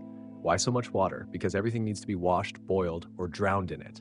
Cauldrons, pans, raw meat, your hands, the Spit Boy's burnt tunic from yesterday's roast chicken inferno. Everything. Speaking of Spit Boys, these poor souls had one job, to sit or kneel for hours and manually turn a metal rod roasting whole animals over an open flame. Chicken, lamb, sometimes boar. If the Lord was feeling extra lordly, peacock, roasted, then redressed in its own feathers for presentation. Because nothing says power like cooking something, then taxidermying it mid-banquet. The cook, known as the master of the kitchen, or head tyrant depending on who you ask, orchestrated this chaos. He decided the menus, scolded the assistants, and had a keen sense of where everything was, even through the smoke. Beneath him were his squad, bakers, butchers, larderers, pastry cooks, sauce makers, and yes, a guy just for boiling water. It was a food army, and he was the general. And then there was the bread. Bread was the backbone of every meal, hard, dry, often stale, and occasionally used as a plate. Literally. They called it a trencher, a thick hunk of day-old bread acting as a plate for your food. At the end of the meal, your soaked, gravy-logged trencher was either eaten, if you were poor, given to servants, if you were generous, or fed to dogs, if you had dogs and no guilt. Grains weren't just for bread either. Pottage was the medieval go-to meal, a sort of eternal stew that lived in a pot over the fire, day after day, with new ingredients added in as needed. Cabbage, oats, turnips, yesterday's bone, maybe a rat if you were desperate or careless. Pottage didn't have a recipe, it had a timeline. Meanwhile, the scullions were back to scrubbing pots the size of bathtubs with sand and stale ale. There was no soap, no plumbing, and no OSHA regulations. You cleaned until your knuckles bled or until someone else bled harder. Let's talk hygiene. Briefly, because yikes. Flies? Everywhere. Open wounds? Check. Rotten meat saved with spices? Yep. The castle kitchen tried its best, but the standards of clean were very different. The nobility expected multiple courses of meat, game, and sugar sculptures, but they never once asked how many rats were chased out of the flour sacks that morning. 3. The answer is usually 3. But despite the filth and fire, food was deeply symbolic. The more elaborate the meal, the more powerful the host. Entire boars with apples in their mouths, fish molded into dragons, swan pies, yes, pies with swans inside, sometimes alive until the last second. It wasn't dinner. It was edible propaganda. Banquets were planned weeks in advance. You needed to impress. Because in the medieval world, alliances weren't formed over boring handshakes. They were formed over a goblet of mead, a shared leg of roasted ox, and the whispered promise of marriage between your daughter and the baron's second cousin. Every feast meant a storm in the kitchen. More staff, more stress, more yelling. It wasn't uncommon for the cook to faint from heat stroke, or for a pie to explode if improperly vented. Ever seen a custard gazer? Neither had they, until it landed on Lady Marjorie's velvet gown. Still, for many, the kitchen was a ladder. Start as a scullion, survive long enough, and maybe you'd move up. Maybe you'd become a baker or assistant to the sauce cook. Maybe you'd taste things before they were served, if you weren't worried about poison, of course. Poisoning was a very real threat, which meant some poor kitchen lad got to try the wine first and hope he didn't keel over before dessert. And for all the chaos, there was pride. These cooks, these battered, burned, exhausted souls, they made the impossible happen. They fed a castle of hundreds, sometimes thousands. They turned raw ingredients into pageantry. They created the illusion of elegance from behind a curtain of grease and ash. So the next time you hear a noble clinking goblets in the great hall, toasting the flavor of their venison or the tenderness of their goose, spare a thought for the kitchen. For the 14-year-old spit boy crying in the corner, for the cook cursing the delivery of spoiled butter, for the scullion dumping chamber pot water down a drain that absolutely leads nowhere safe. Because in a medieval castle, the kitchen wasn't just where food was made. It was where the social order was fed, literally and figuratively. Where rank determined whether you were served a swan or stirred the pot, it was boiled in. And if you think that's wild, just wait until you see what happens when the castle throws a feast for royalty. More dishes, more danger, and somehow even more roasted birds. But that, dear listener, is a tale for another night. Dim the lights if you can find a torch that isn't already commandeered by a page boy sprinting down the corridor. Because tonight, the castle transforms. The kitchen's inferno has blazed all day, the scullions are sweating through their tunics, and the Great Hall is about to host the medieval equivalent of a red carpet gala, the banquet. This isn't your average Sunday roast. This is a meticulously orchestrated display of wealth, hierarchy, and culinary bravado. A feast where the food is as much about spectacle as it is about sustenance, and where every course serves a side of political maneuvering. The Great Hall, where status takes a seat. As guests enter the Great Hall, their eyes are drawn to the high table, elevated on a dais, where the Lord and his most esteemed guests will sit. Seating is a visual hierarchy. The closer to the high table, the higher your status. Farther down, the tables stretch out for knights, lesser nobles, and finally the household staff. Everyone knows their place, literally. Tables are adorned with white linens, and trenchers, thick slices of stale bread, serve as plates. These trenchers will absorb the juices and sauces of the meal, and later they might be given to the poor or the dogs. It's a practical, if not particularly hygienic system. The procession, a culinary parade. The feast begins with a procession. Servants enter in a choreographed line, each bearing a dish more elaborate than the last. There's the pantler with baskets of fresh bread, the butler with pitchers of wine and ale, and the carver who will skillfully slice meats at the high table. Each role is specialized, each movement rehearsed. Dishes arrive in courses, often starting with lighter fare and progressing to heavier meats and stews. Between courses, guests cleanse their hands in basins of scented water, a ritual that underscores the importance of cleanliness and decorum. The menu, a testament to wealth and imagination. The menu is a testament to the Lord's wealth and the cook's imagination. Roasted peacocks are presented with their feathers reattached, creating a dazzling display. Pies might contain live birds that fly out when the crust is cut, eliciting gasps from the guests. These entremets are not just food, they're entertainment. Spices like saffron, cinnamon, and cloves are used liberally, not just for flavor, but to showcase the host's ability to procure such expensive ingredients. Sugar sculptures and molded jellies add sweetness and color to the table, while almond milk and honey glaze provide richness. Entertainment, the feast for the eyes and ears. As guests dine, minstrels play lutes and harps, singing tales of heroism and romance. Jesters perform acrobatics and tell jokes, keeping the atmosphere lively. These performances are not mere diversions, they're integral to the feast, reinforcing the cultural values and social hierarchies of the time. Storytellers might recite epic poems, while dancers perform intricate routines. The entertainment is as carefully curated as the menu, designed to impress and to affirm the Lord's status as a patron of the arts. Etiquette. The unspoken rules banquet etiquette is strict. Guests must wait for the Lord to begin eating before they start. Speaking with your mouth full, reaching across the table, or using the wrong hand can be seen as signs of poor breeding. Even the way one holds a knife or breaks bread is scrutinized. Conversations are expected to be polite and focused on appropriate topics. Gossip, politics, and tales of valor are common, but controversial subjects are avoided. The feast is as much about displaying one's manners as it is about enjoying the food. The aftermath, from splendor to scrubbing.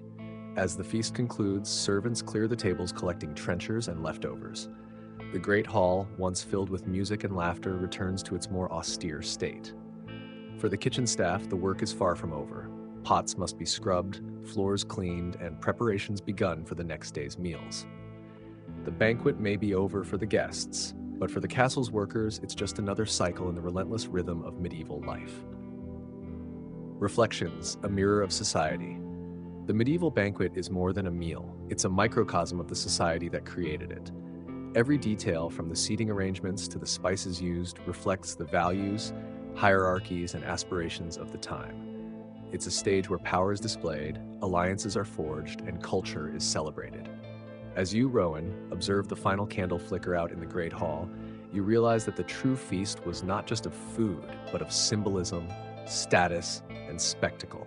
And in this world, understanding the nuances of a banquet is as crucial as knowing how to wield a sword. Next time, we'll delve into the quieter corners of the castle, exploring the daily lives of the servants who keep this grand machine running. Because behind every grand feast lies a world of toil, tradition, and untold stories. Dim the lights. Not because we're setting a mood, but because in the medieval servant quarters, that's all you had. Dim lighting, if any. A single flickering tallow candle, smoky and sad, valiantly trying to light a room that smelled like sweat, hay, and something vaguely sour that no one could quite identify. Welcome to the world of the castle servants, the real machinery behind the majesty. If the banquet in the Great Hall was a performance of power, and the kitchen was the furnace that kept the show running, then the servants were the backstage crew, the set builders, the lighting operators, and the janitors, rolled into one unpaid, overworked team. And there were so many of them. Let's start with the basics. Every noble household had its hierarchy, not just among the lords and ladies, but deep within the ranks of the servants. At the top of the servant pyramid was the steward. This guy was essentially the castle COO, chief operating officer. He oversaw the budget, the stores, the livestock, the staff, and probably knew how much ale was left down to the last drop. Below him, you had the chamberlain, the head cook, the marshal who handled the stables, and the butler. Not just a guy with a tray, but the man responsible for all the castle's wines and beverages. In other words, a very popular man. Then the layers unfolded downward. Grooms, maids, squires, pages, spit-turners, scullery boys, nursemaids, washerwomen, and more. It was like an army of bees, each with a job, each expected to execute it without question, complaint, or collapsing from exhaustion. Let's take a little walk in the shoes of one of them, say, a young scullion named Tom. Tom's day starts when the rooster crows, or more accurately, before the rooster crows, because that bird is still asleep when Tom is already hauling wood to the kitchens, stoking fires, and scrubbing pots left over from the Lord's late-night snack. He's 13. He doesn't remember what free time feels like. His hands are always blistered, and he hasn't eaten meat in weeks, despite carrying it around all day. As Tom scrubs a pot with sand and a prayer, above him, the maids are already cleaning the Lord and Lady's chambers. They're hauling up buckets of water, because yes, everything that needed water had to be fetched manually. Bathing was a rare event, but when it did happen, it required a chain of servants just to fill the damn tub. They'd lug it up the stairs, pour it into the wooden basin, and then hover around hoping the Lord didn't splash too much and make them refill it again. Meanwhile, the chamberlain is bustling between rooms, organizing clothing, ensuring the fire is lit just right in the bedchamber, and maybe setting out a fur-lined robe that's less moth-eaten than the others. In the stables, grooms are mucking out stalls, brushing horses, polishing tack, and preparing for the Lord's inevitable desire to ride out dramatically at the worst possible time. Back in the kitchen, things are heating up, literally and figuratively. The cook is yelling about turnips being too soft, the butcher is arguing that yesterday's beef was fine, and Tom's still scrubbing. Eventually, he might be allowed to chop onions, like a privilege that makes his eyes water, both from the fumes and from the sheer emotional weight of ambition. Now, let's say Tom survives a few years. He's diligent, quiet, doesn't spill stew on the floor, and only once dropped a trencher in front of the wrong guest. If he's lucky, he might get promoted to a kitchen boy, then maybe a pantry assistant, and one day, one glorious day, he might even be trusted to carry food to the high table. But that's a big if. For most servants, advancement is as rare as fresh fruit in winter. The work is relentless. There are no holidays, no weekends, and your days off come when you're sick enough to collapse. And even then, someone will probably poke you with a broom and ask you to finish your chores first. Servants sleep where they can, often in shared quarters, on pallets stuffed with straw, sometimes curled up by the hearth if it's cold. Privacy is non-existent. Your social life? That's laughing quietly with the laundry maid as you both try to thaw your fingers in the wash basin. But despite all this, the castle wouldn't function without them. Servants maintained the castle's rhythm.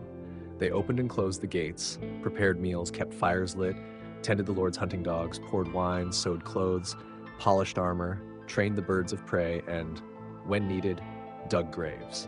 They were the gears turning behind every act of nobility. And yet, their names rarely appeared in records unless they ran away or stole something. Still, they had their own culture. Shared jokes, whispered gossip, forbidden romances in the hallway at midnight. They knew which nobles were kind and which were cruel. They learned to read body language like a second language. They became experts in invisibility, appearing when needed, disappearing when scolded. And in a strange way, they were family, bound not by blood, but by service, exhaustion, and the understanding that nobody else truly saw the work they did. So, next time the Lord struts through the great hall, cloak billowing and boots polished to a shine, know this: Tom shined those boots. And Tom hasn't slept properly in days. But if you ask Tom, maybe he'd tell you, quietly while wringing out a rag near the hearth, that the work has its own kind of pride. A strange, back-breaking pride. The kind that knows you are the invisible force holding everything together. Next time we step out of the castle walls into the village beyond, where life is even harder, dirtier, and somehow still more free. Because not everyone lives under a noble roof. Some live in the shadow of it and fight just as hard to survive. Dim the lights, if there are any to dim. Because outside the stone walls of the castle, where servants bow and banquets glitter under torchlight, lies a world far more raw and far more real. Welcome to the medieval village. No turrets, no tapestries, no golden goblets, just smoke, mud, hunger, and the relentless rhythm of survival. This is where most people lived, not in keeps or courts, but in cottages that leaned like weary old men, their wattle and daub walls barely holding back the wind. Thatched roofs, smoky interiors, dirt floors. If you're picturing something rustic and cozy, don't. This is less charming medieval Airbnb and more sneeze and the whole house shakes. Let's take a walk through the village. The roads are more mud than road. Pigs wander freely, occasionally chased by laughing children or angry grandmothers. Chickens peck at scraps, cows low in distant fields. The air smells of damp straw, human sweat, and a not-so-subtle hint of cow pie. There are no inns here, no markets, just toil. Most villagers are serfs, legally bound to the land owned by the local lord. They're not quite slaves, but they can't leave without permission, and they owe labor, crops, or coin to their liege. It's a deal that nobody remembers signing, but everyone is stuck with. Let's meet a family. A man named Aldred, his wife Matilda, and their 4 children, only 3 of whom are still alive this year. Infant mortality is a fact of life. Aldred works the fields from dawn until dusk. Matilda weaves, tends to a tiny garden, and helps care for the animals. The children, they work too.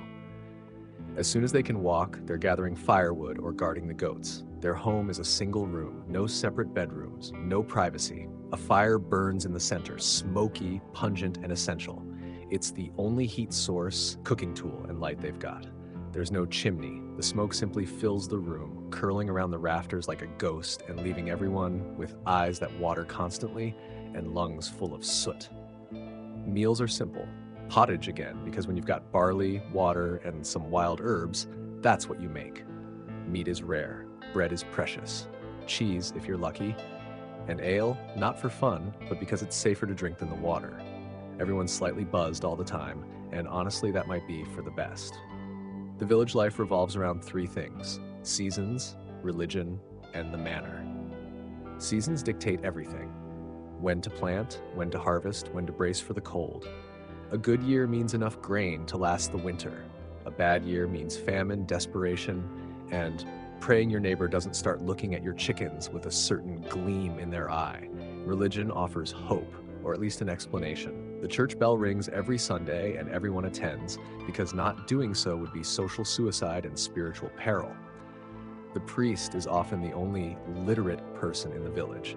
He's respected, feared, and occasionally resented, especially when he reminds everyone to tithe 10% of their already pitiful income to the church.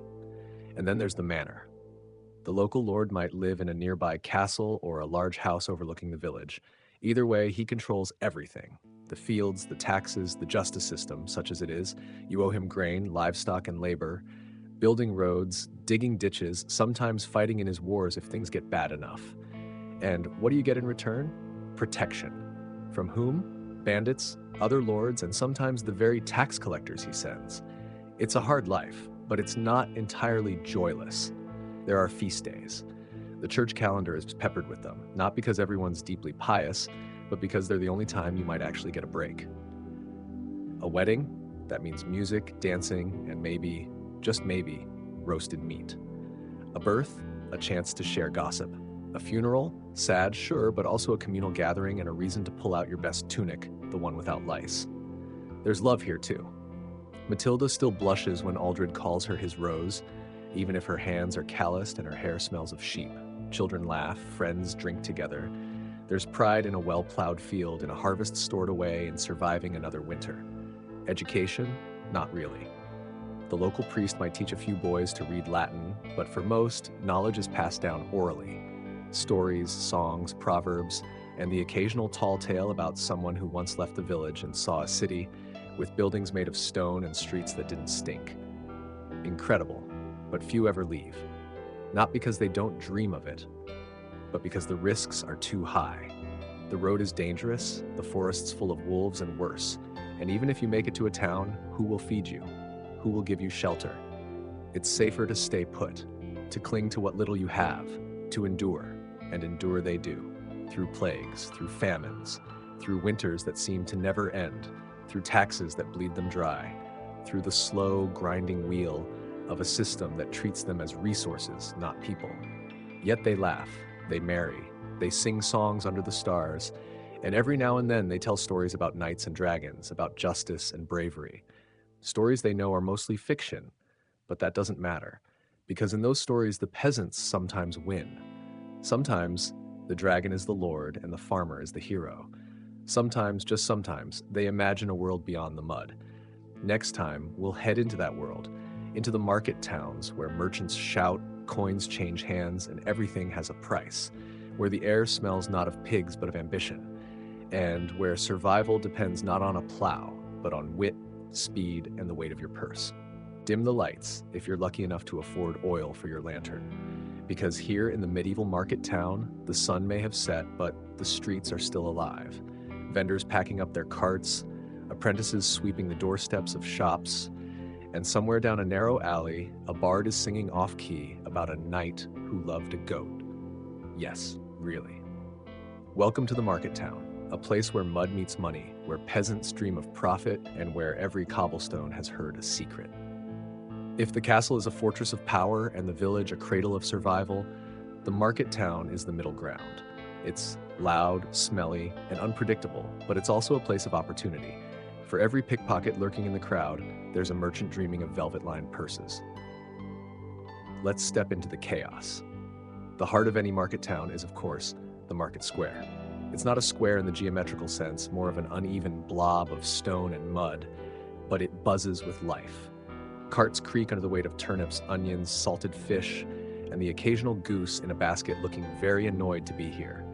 Women in long wool dresses argue over the price of barley. Children dart between stalls, stealing apples with the grace of tiny criminals. And over it all, the town crier bellows the news, mostly taxes and hangings. But behind the clamor lies structure. These towns didn't pop up randomly. Most were granted charters by kings or lords, legal documents that said, yes, you may trade here, and yes, you may tax that trade. These charters were gold mines, literally. They gave the town the right to hold regular markets and even annual fairs that drew people from far and wide. Think medieval Comic-Con, but with fewer wizards and more livestock. And where there's trade, there's power. Enter the guilds.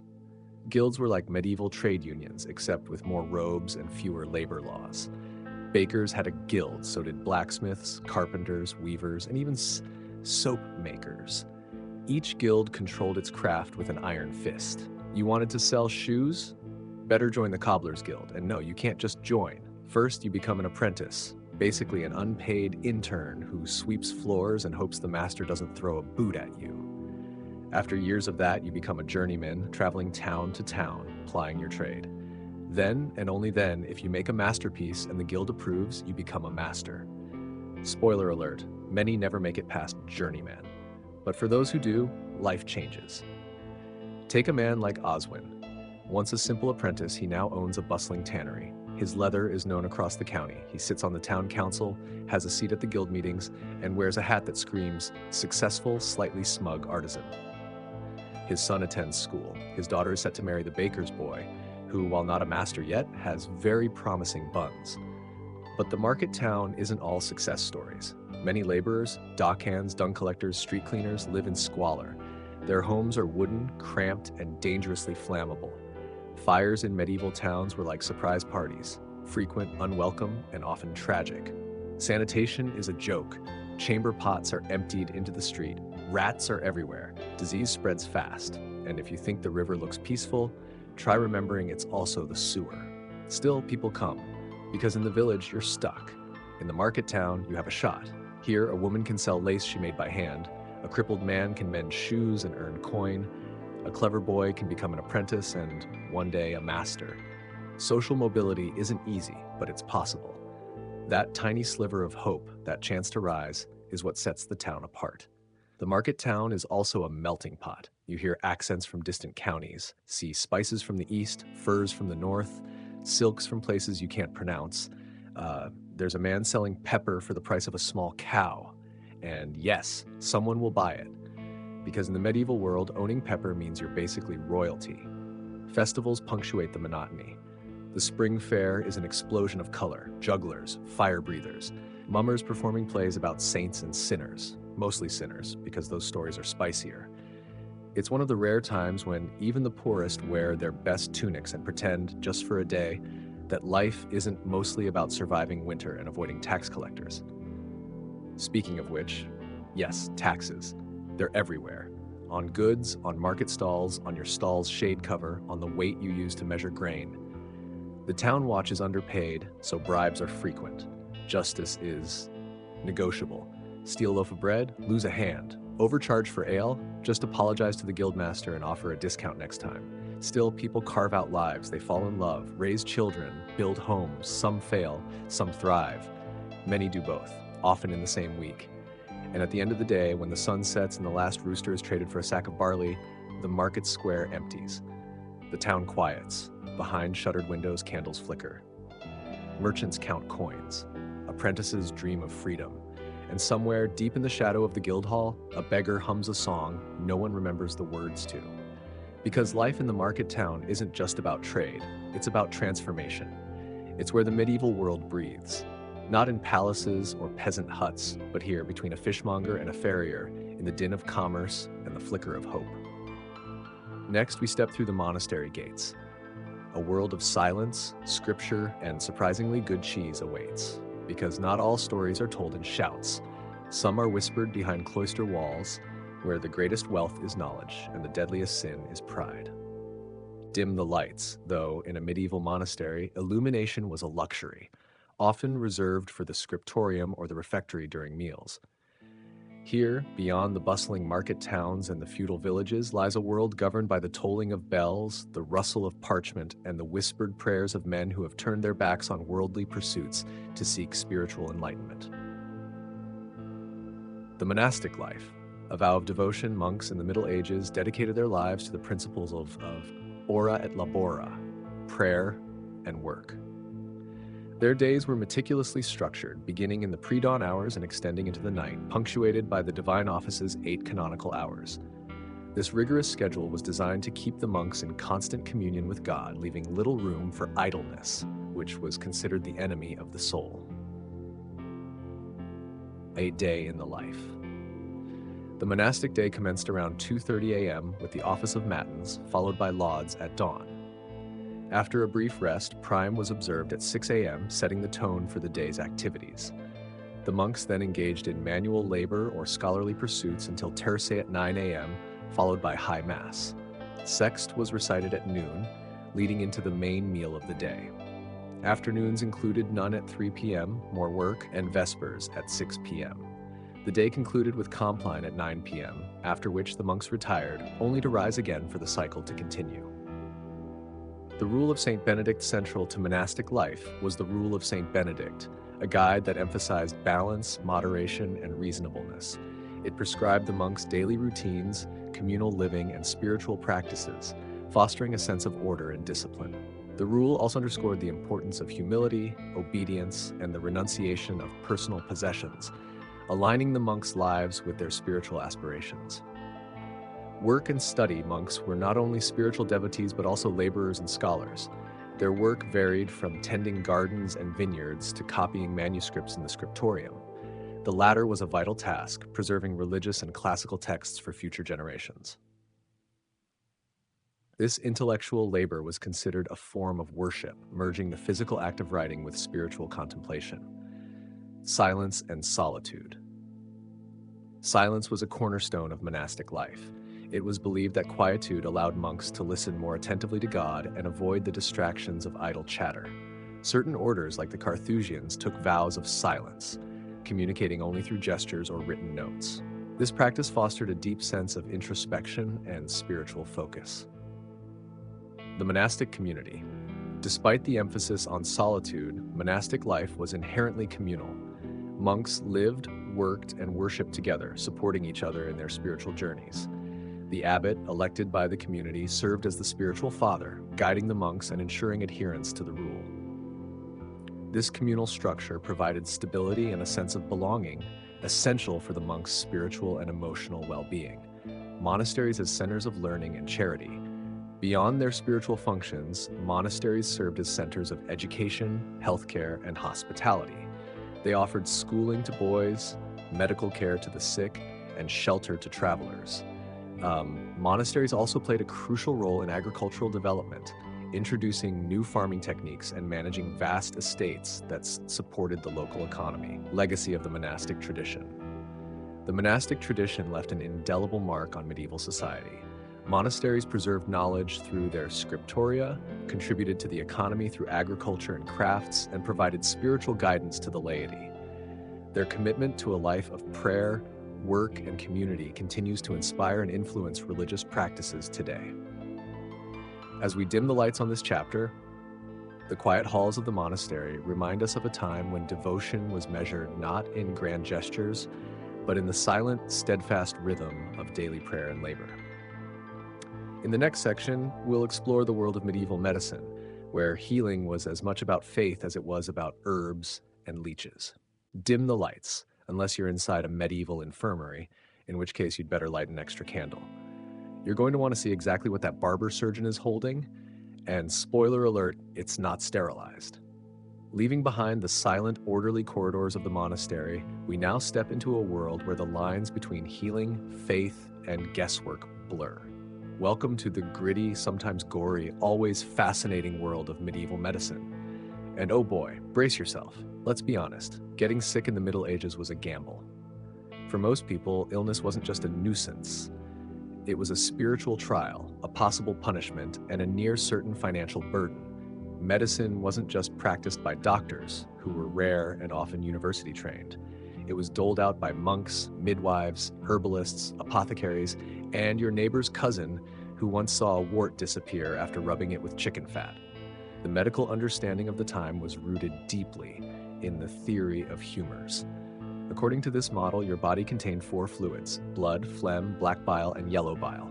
Feeling anxious? That's probably your yellow bile acting up. Got a fever? Must be too much blood. The cure? Drain it. Yes, bloodletting. It was the go-to remedy for almost everything. Leeches, blades, and cups, take your pick. Bleed the patient until they turn pale or passed out, then declare victory. Monasteries even had designated bloodletting schedules. Monks were regularly bled not because they were sick, but because it was preventative. Imagine trying to meditate with an open vein and a fainting spell. Divine, right? But let's not be too harsh. There was method to the madness, sort of. Medieval physicians, especially those trained in universities, studied ancient Greek and Roman texts.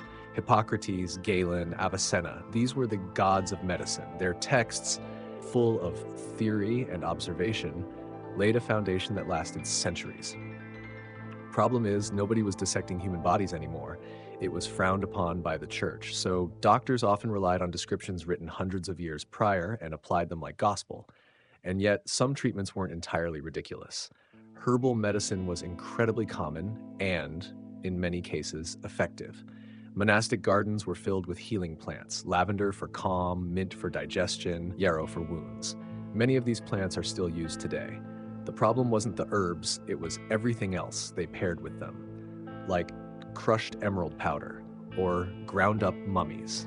Yes, actual mummies, imported from Egypt. It was a whole thing. Let's talk about hospitals, or rather, what passed for them.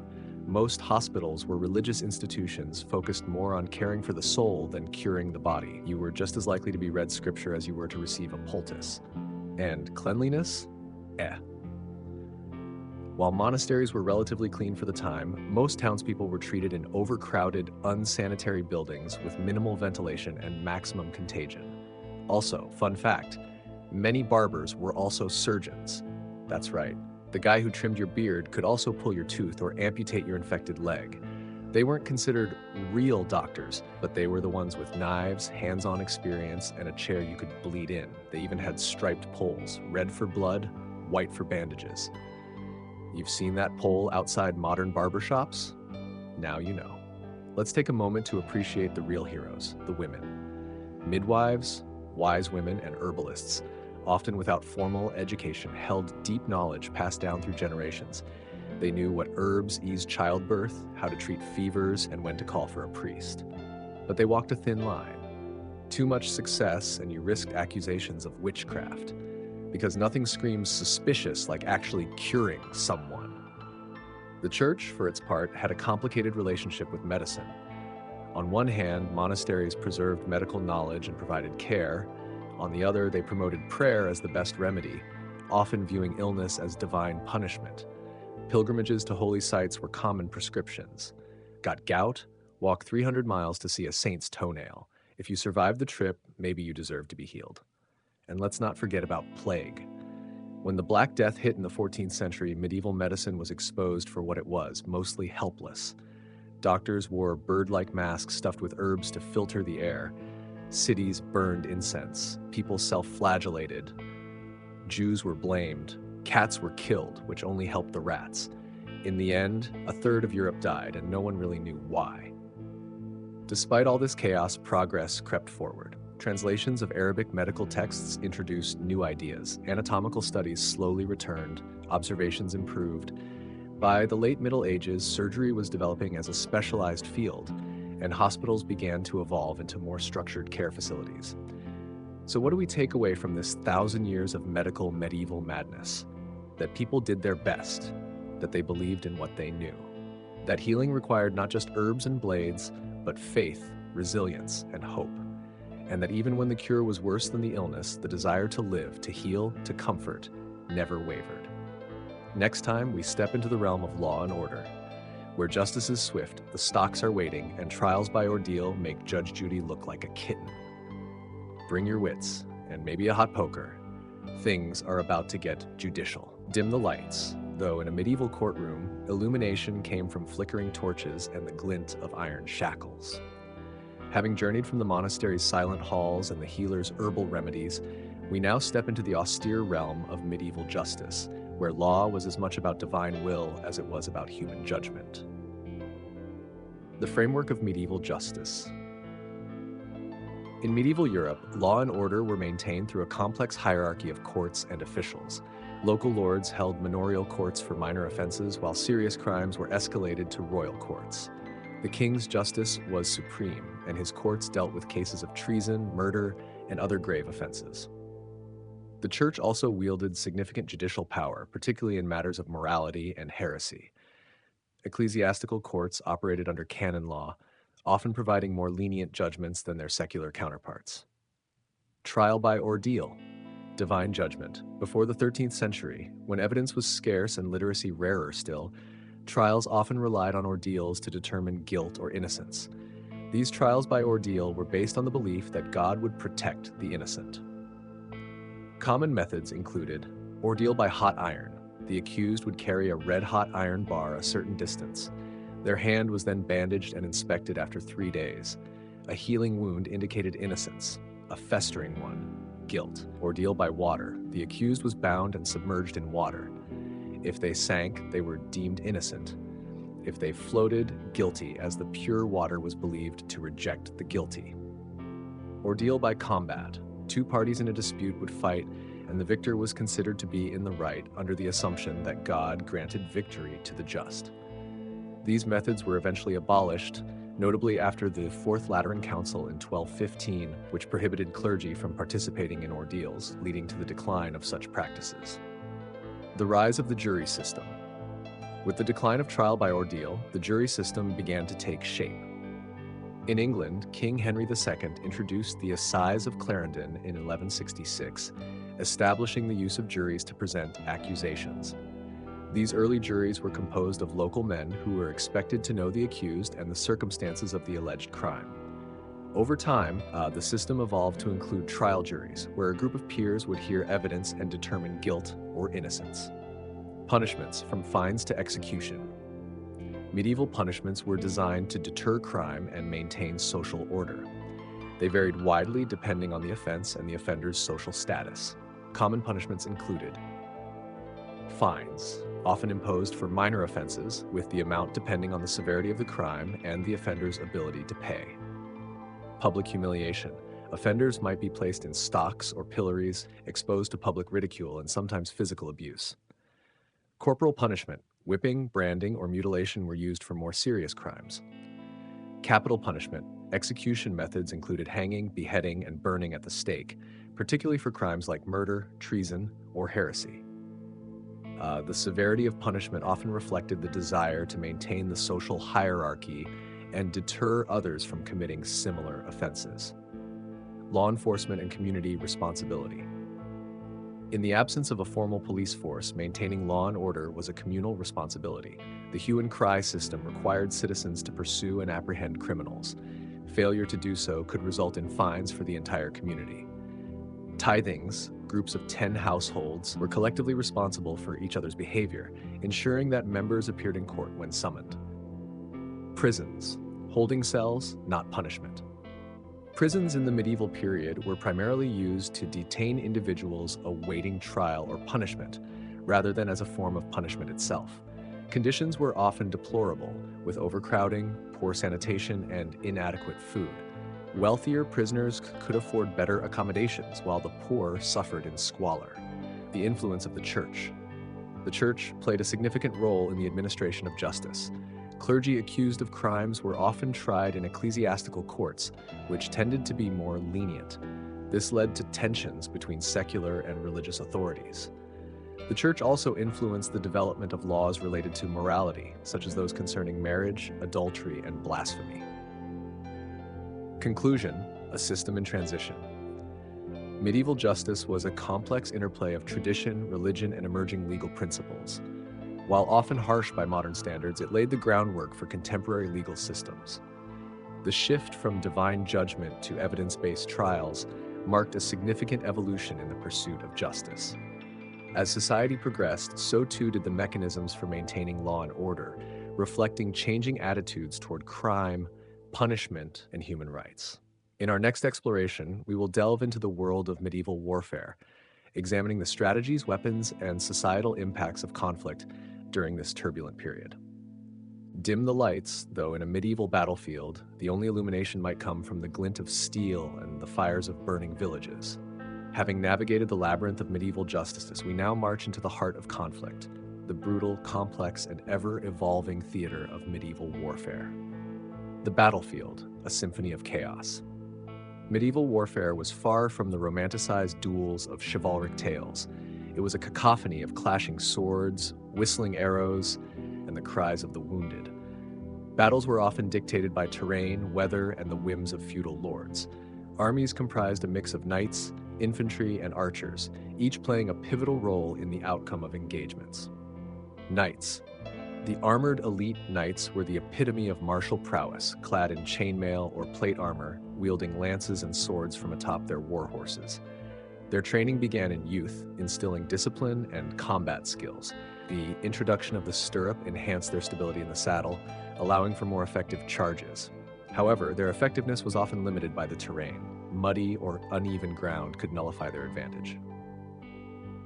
Infantry and archers, the backbone of armies. While knights garnered much attention, infantry and archers were the true backbone of medieval armies. Infantrymen, armed with spears, swords, and shields, formed shield walls or pike squares to repel cavalry charges. Archers, particularly the English longbowmen, could decimate enemy ranks from a distance, as demonstrated at the Battle of Agincourt. Siege warfare, the art of patience. Sieges were a common aspect of medieval warfare, targeting castles and fortified cities. Attackers employed trebuchets, battering rams, and mining techniques to breach defenses. Defenders relied on moats, drawbridges, and high walls to withstand assaults. Sieges could last for months, leading to starvation and disease within the besieged. Tactics and strategy, adaptation and innovation. Commanders had to be adaptable, employing various tactics to outmaneuver opponents. Feigned retreats, ambushes, and flanking maneuvers were common. The use of terrain was crucial. High ground offered a defensive advantage, while forests could conceal troop movements. The Swiss pike square, a formation of tightly packed pikemen, proved effective against cavalry charges. The role of castles, power and protection. Castles were not only military strongholds, but also symbols of power. They served as administrative centers and residences for nobility. Their strategic locations allowed control over surrounding territories. The development of concentric castles with multiple layers of defense made them formidable obstacles for attackers. The human cost. Suffering in survival war brought immense suffering to both soldiers and civilians. Battles resulted in high casualties, and the aftermath often included looting and destruction. Civilians faced displacement, famine, and the loss of livelihoods. Despite this, warfare also led to advancements in medicine, logistics, and military organization. Conclusion: the legacy of medieval warfare. Medieval warfare was a crucible of innovation and brutality. It shaped the political landscape, influenced societal structures, and left an indelible mark on history. The lessons learned on the battlefields of the Middle Ages continue to inform military strategy and tactics to this day. As we extinguish the torches of war, our journey leads us to the spiritual realm. In the next section, we'll explore the profound influence of religion on medieval society, delving into the lives of monks, the power of the church, and the faith that guided a civilization. If you've made it this far through blood-soaked battlefields, echoing monastery halls, and the justice of iron and ordeal, well, you deserve more than just a round of applause. You deserve a flagon of mead, a warm hearth, and maybe a soft feather bed, unlike what most folks had back then. But before we dim the lights completely, I've got a little favor to ask. Drop a comment below and let me know where in the world you're watching from. Are you listening while cozy in bed, commuting, hiding from your kids in the bathroom? No judgment. I just love knowing where my fellow time travelers are tuning in from. And hey, don't forget to subscribe. This channel's got plenty more medieval mayhem, historical hilarity, and bedtime betrayals coming your way. One click, and you'll never miss a tale as strange and sleep-inducing as the last. Thank you for spending your time with me tonight. Until our next story, stay curious, stay warm, and remember, in history, truth is often stranger and way funnier than fiction. Good night, and I'll see you in the next one.